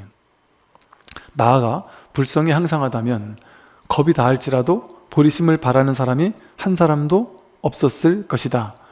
불성이라는 게 항상 하는 거면 내가 보리심을 바랄 필요가 있어요? 내가 지금 불성인데 항상 하는 거니까 보리심을 따로 바랄 필요가 없죠. 항상 하니까. 이제 이런 측면이 있잖아요, 사실은. 그러니까 이제 이렇게 얘기를 한 것이죠. 이게 어찌 보면 이게 말을 가지고 말장난하는 거예요. 말은 전부 다 허물이 있잖아요. 이렇게 얘기할 수도 없고 저렇게 얘기할 수도 없고, 이렇게 얘기할 수 있는 측면도 있고 저렇게 얘기할 수 있는 측면도 있단 말이에요. 그러니까 여기 묶여 있는 사람에게는 이런 측면을 얘기함으로써 그 틀을 깨주기 위한 목적이 있는 거지, 이렇게 말했다고 해서 이 말을 말 그대로 또 100% 이걸 쥐라는 얘기가 아닌 거예요. 그러니까 이런 측면을 얘기하는 걸 통해서 그 틀을 깨주는 거죠. 그런 까닭에 나는 불성을 무상이라고 했으니 이것이 바로 부처님께서 말씀하신 참되고 항상한 도이다. 또 일체 제법이 무상하다면, 항상하지 않다면 하나하나의 사물은 제각기 스스로의 자성이 있어서 생겨나고 사라지게 될 것이니 참되고 항상한 본성이 두루 미치지 못하는 곳이 있는 것이다. 그러므로 내가 일체 제법이 상이라고 말한 것은 바로 부처님께서 말씀하신 참된 무상의 뜻이다. 즉 일체 제법이, 일체 모든 것들이 항상하지 않는다면 하나하나의 사물은 제각기 스스로의 자기라는 어떤 성품이 있어가지고 생겨나고 성품이 있어서 사라지게 될 것이 아니겠느냐. 근데 참되고 항상한 본성이 두루 미치지 못하는 곳이 있는 것이다. 그러니까 쉽게 말해서 그냥 말로 하려니까 이렇게 말씀하신 거예요. 이 말을 막 진짜로 이게 뭐 맞고 틀리고 이런 얘기를 하려고 하는 것이 아니라, 그러니까 일체 제법이 상도 아니고 무상도 아니다라는 얘기를 하고 싶은 거예요. 쉽게 말해 내가 일체 제법이 상이거나 무상이다라는 그것도 하나의 상이고, 또 불성이라는 것이 항상하다라는 것, 혹은 불성은 무상하다라는 것, 그것도 실체가 아니다라는 얘기를 깨뜨려주기 위해서 이렇게 얘기를 하는 것이지, 이 얘기를 듣고 여러분들이 이제 헷갈려가지고 도대체 이게 뭔 소리냐, 그러면은 일체 제법이 상이란 얘기냐 무상이란 얘기냐, 불성이 항상하다는 얘기냐 항상하지 않다는 얘기냐, 정리를 해줘라, 결론을 내달라. 이 얘기가 도대체 이 소리입니까 저 소리입니까 하고 결론을 내지 말라는 얘기예요. 이거를 이해해가지고 아 무상이란 얘기구나 이렇게 쥐지도 말고, 이해해가지고 아 상이란 얘기구나 이렇게 쥐지 말란 얘기예요. 불성도 현실도 상도 아니고 무상도 아니라는 얘기예요. 어느 한 법도 쥘 수 있는 게 없다는 얘기를 하고 계시는 거란 말이죠.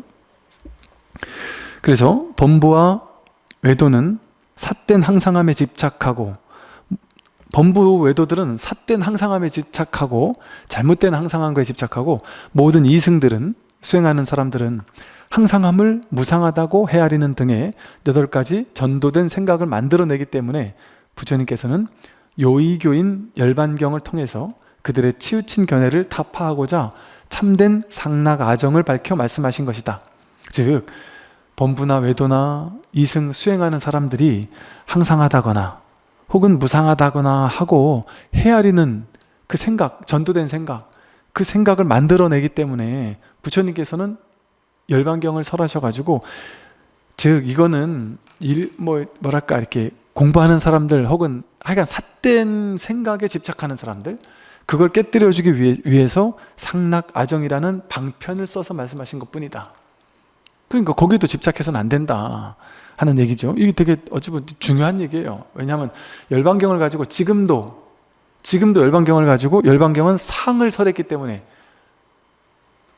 열반이라는 거, 불성이라는 게 상락아정이라고 설했기 때문에 열반경은 경도 아니다, 그거는 막 쓰레기 같은 거다, 이런 식으로 열반경을 매도하는 사람들이 있어요. 초기 불교를 공부하는 일부 사람들 중에는 심지어는 나아가서 대승불교 전부 다 뭐 쓸데없는 잡설이다 이런 식으로 얘기하는 사람도 일부 있단 말이죠. 그러니까 이거는 대승불교 경전에 임시방편이라는 본뜻을 몰라서 그런 거예요. 그래서 대승불교에서나 선불교에서는 결국에는 8만 대장경도 전부 다 임시방편이라 그러잖아요. 버릴 거라 얘기잖아요. 한 법, 이렇게 많은 법을 설했지만 한 법도 설한 바가 없다고 대승경전에서 그렇게 얘기를 하잖아요. 그런 얘기를 왜 했겠어요? 설하지만 설한 바가 없으니까 그렇게 얘기를 한 것이다. 그대는 지금 말에만 의지하고 참뜻을 모른 채 단멸에 빠진 무상함을 가지고 항상함을 죽임으로써 부처님의 원만하고 묘한 최후의 가르침을 잘못 이해하고 있다. 그러니까 말에만 의지해서 참뜻을 모르고 있다. 그래서 단멸에 빠진 무상함, 무상하다라니까 항상하지 않다라니까 죽으면 다 끝나는 거구나, 이런 거에 빠져가지고 항상하다라고 열반경에서 말씀하셨던 그 참다운 의미를 모르고 그 열반경에서 말씀하신 그 항상하다라는 것에, 상당하정이라는 것에 참뜻을 죽이고 있단 말이에요. 그러니 비록 1000만 번을 읽더라도 무슨 이익이 있겠느냐. 그렇게 경전을 읽어가지고는 안 된다. 행창이 문득 크게 깨닫고는 개성으로 말했다. 무상한 마음을 지키고 있기 때문에 부처님께서는 항상하는 자성을 설하셨다. 방편을 알지 못하면 연못에서 조약돌을 줍는 것과 같다. 내가 지금 애써 공을 들이지도 않았는데 불성이 눈앞에 나타났으니 이는 조사께서 주신 것이 아니요 나 또한 얻은 바가 없구나. 대사께서 말씀하셨다. 너는 이제 철저하게 되었으니 이름을 지철이라고 해라. 지철이 감사의 절을 올리고 물러갔다.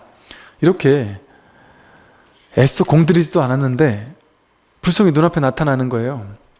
그러니까 그건 조사가 준 것도 아니고 나도 얻은 바가 없단 말이에요. 주고받은 게 없는 거예요. 본래 그러한 거지. 내가 묶여있는 한 생각에 묶여있는 생각에서만 딱 노연할 수 있으면 그냥 본래 있는, 늘 드러나 있는 법에 눈 뜨는 거죠.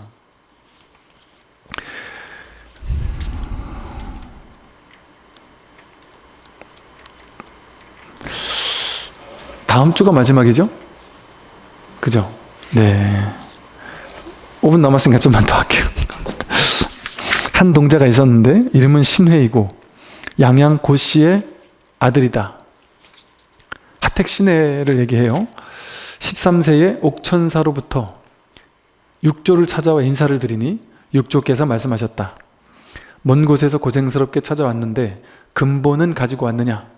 만약 근본을 가지고 왔다면 마땅히 주인공을 알 것이니 한번 말해보거라.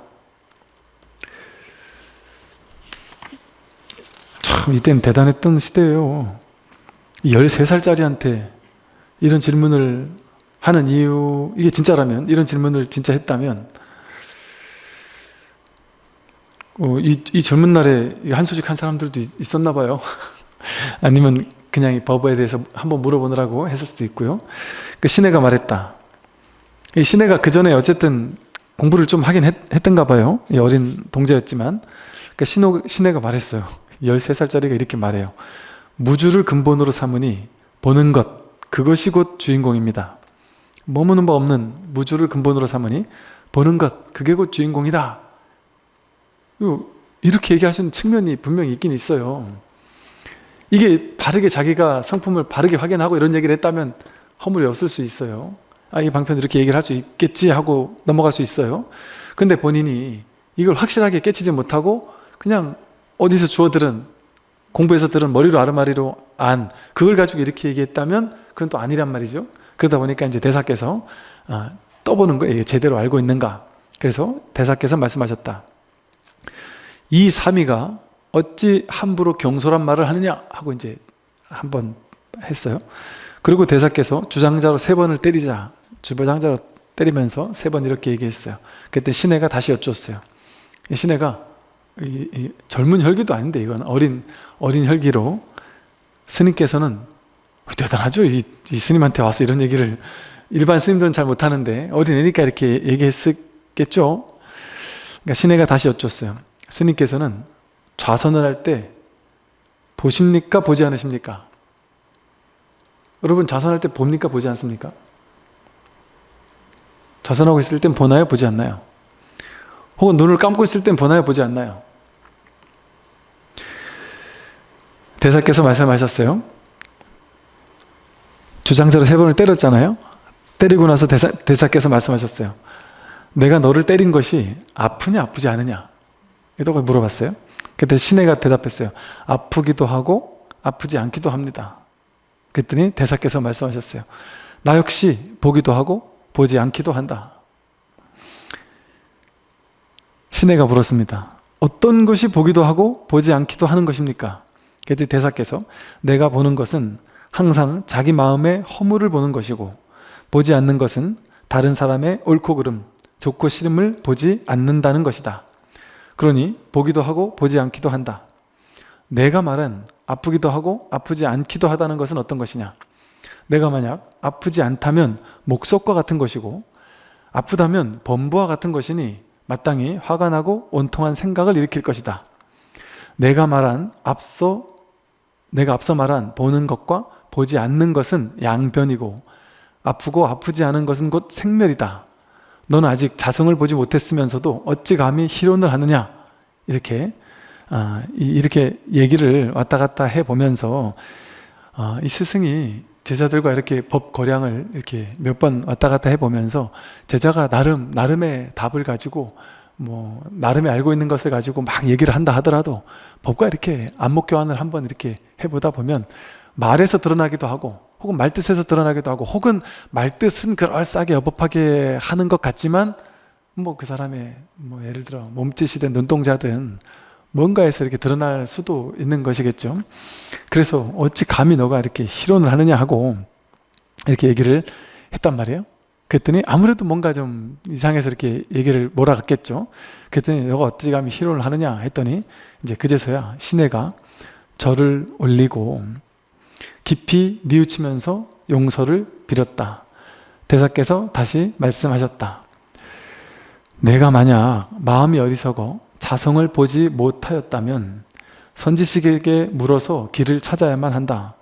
또 내가 만약에 마음을 깨달았다면 곧 스스로 자성을 보았으므로 여법하게 수행하게 될 것이다.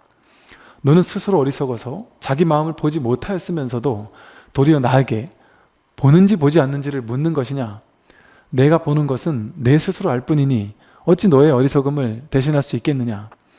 또한 내가 만약 스스로의 자성을 보았다고 하더라도 역시 나의 어리석음을 내가 대신할 수는 없다. 어찌 스스로 알지 못하고도 스스로 보지도 못하면서 나에게 보는지 보지 않는지를 묻느냐? 이러면서 한 번 더 이렇게 따끔하게 혼을 낸 거예요. 그때는 시내가 거듭 절하면서 100여 번을 절을 한 다음에 거듭 허물을 사죄하였으며 정성을 다해 조사를 시봉하면서 모시고 곁을 떠나지 않았다.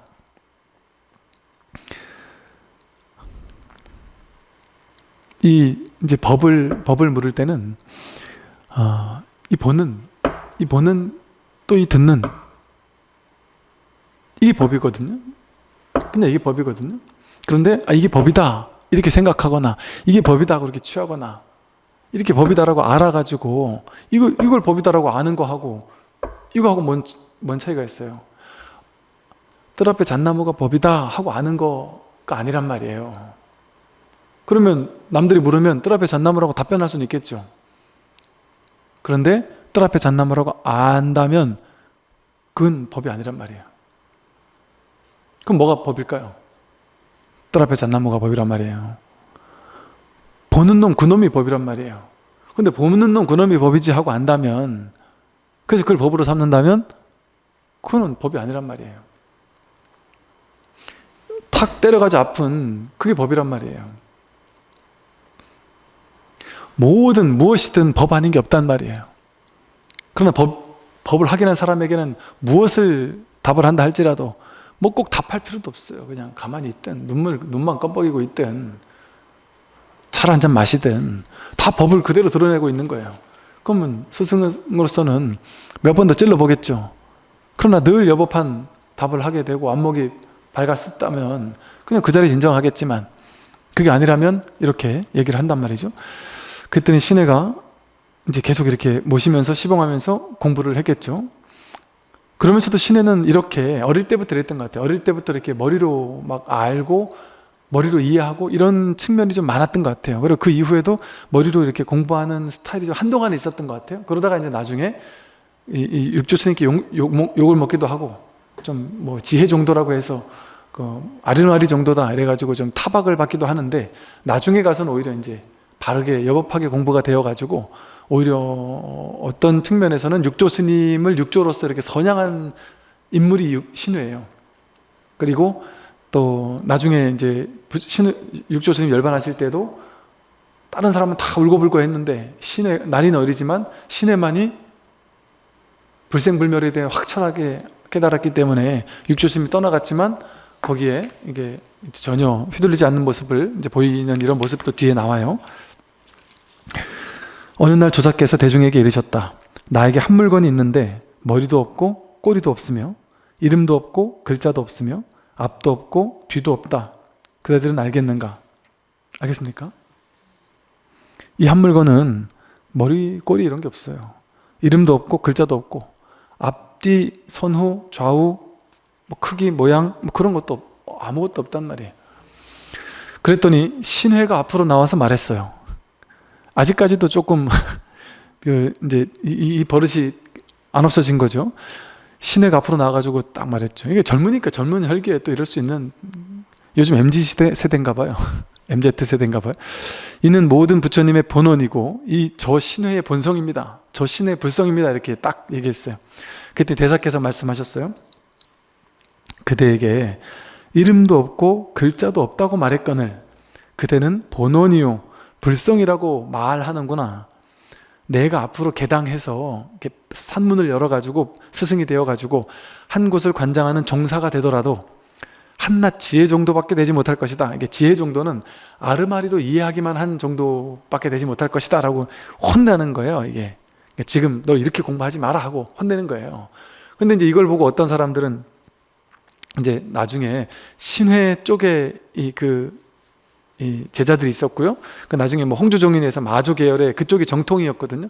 나중에 이제 마조 계열이 정통이다 보니까 정통 쪽에서는 이 방계를 이제 타박한단 말이죠. 그러니까 그런 측면으로 신혜는 지혜 정도밖에 되지 못해 하고 이제 욕을 했다 보니까 신혜는 지혜 정도로 아르마리밖에 모르는 스님인 것처럼 이렇게 막 욕을 하는 사람이 많아요. 그러나 이건 이제 공부하는 과정에서 누구나 이럴 수 있죠. 나중에 봤을 때 어떤 신혜의 안목은 나름 훌륭해요. 그런데 안목이 훌륭한 이후에 어떤 신의 작성한 신의 어록이라든지 이런 것들을 보면 안목은 훌륭한데 이제 장점과 동시에 단점이 있어요. 이게 어떤 거냐면 이 신혜 같은 사람은 아르마리가 많이 있는 사람, 공부를 많이 하는 사람이에요. 그러다 보니까 자기가 확실히 깨닫고 나더라도 이거는 이제 쉽게 말해 법을 깨닫고 나더라도 사람의 업이 다르고 업습이 다르면 법을 설하는 방식이 다를 수밖에 없어요. 신혜 같은 경우는 깨닫고 나서도 원만하게 익어가지고 육조 스님이 나중에는 칭찬을 하거든요. 그때가 되더라도 이제 법을 설할 때 자상하고 친절하게 법을 하나하나 말로 설해요. 나름 여법하게. 그러나 굳이 따지면 막 말로 아무리 여법하게 해도 허물이 있을 수 있거든요. 근데 말로 여법하게 이렇게 설하는 걸 잘해요. 근데 이런 계열이 있어요. 쉽게 말해 육조 스님도 쉽게 말해 그런 계열인 거예요. 육조 스님도 이게 다 말이잖아요. 말로 설명을 잘하는 거예요.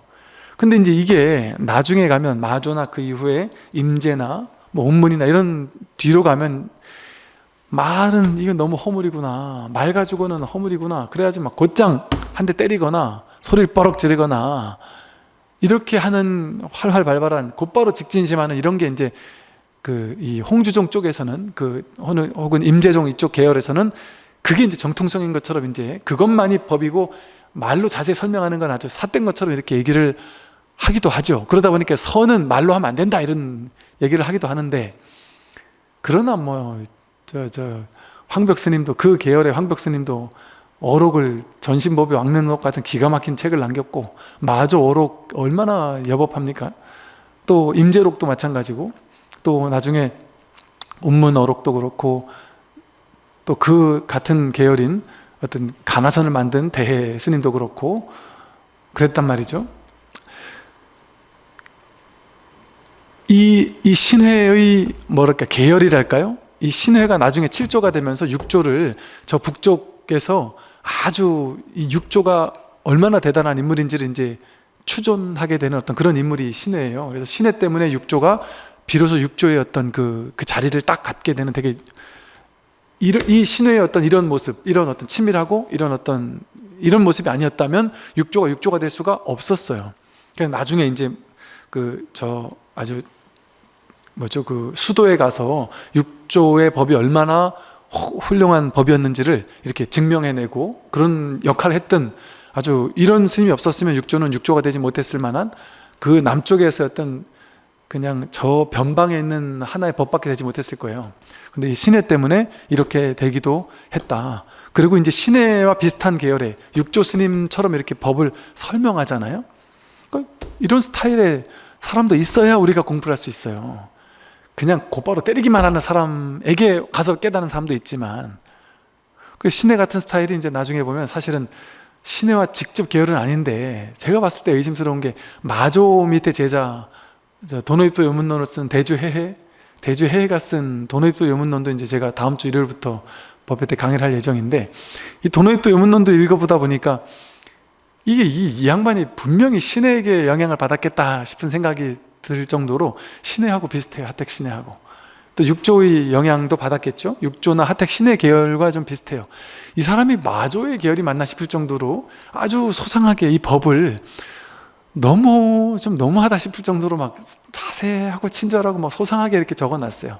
그러나 다만 그 법에서 벗어나지 않으니까 그 분리자성이라고 하듯이 자성에서 벗어나지 않고 말을 설하고 있다 보니까 그거를 크게 뭐 우리가 어떻게 할 수는 없지만 그리고 또 우리가 공부하는 사람들 입장에서는 큰 도움을 받을 수 있긴 해요.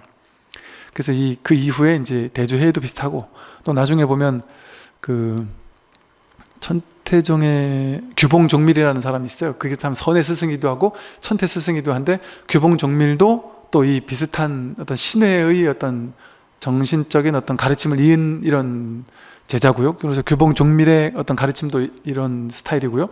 그 맥을 이어받은 게 나중에 시간이 지나서지만 한국에 고려 때 그 진울스님입니다. 우리가 지난번에 공부했던 진울스님의 그 수신결 같은 이런 책들이에요. 그래서 진울스님도 이 도노 점수에 대한 또 이 법에 대해서 자세하게 이렇게 설명하고 하는 그런 어떤 쉽게 우리에게 이렇게 대중화 이런 것들을 할 수 있는 어떤 기여를 했던 그런 어떤 계열이기도 하죠.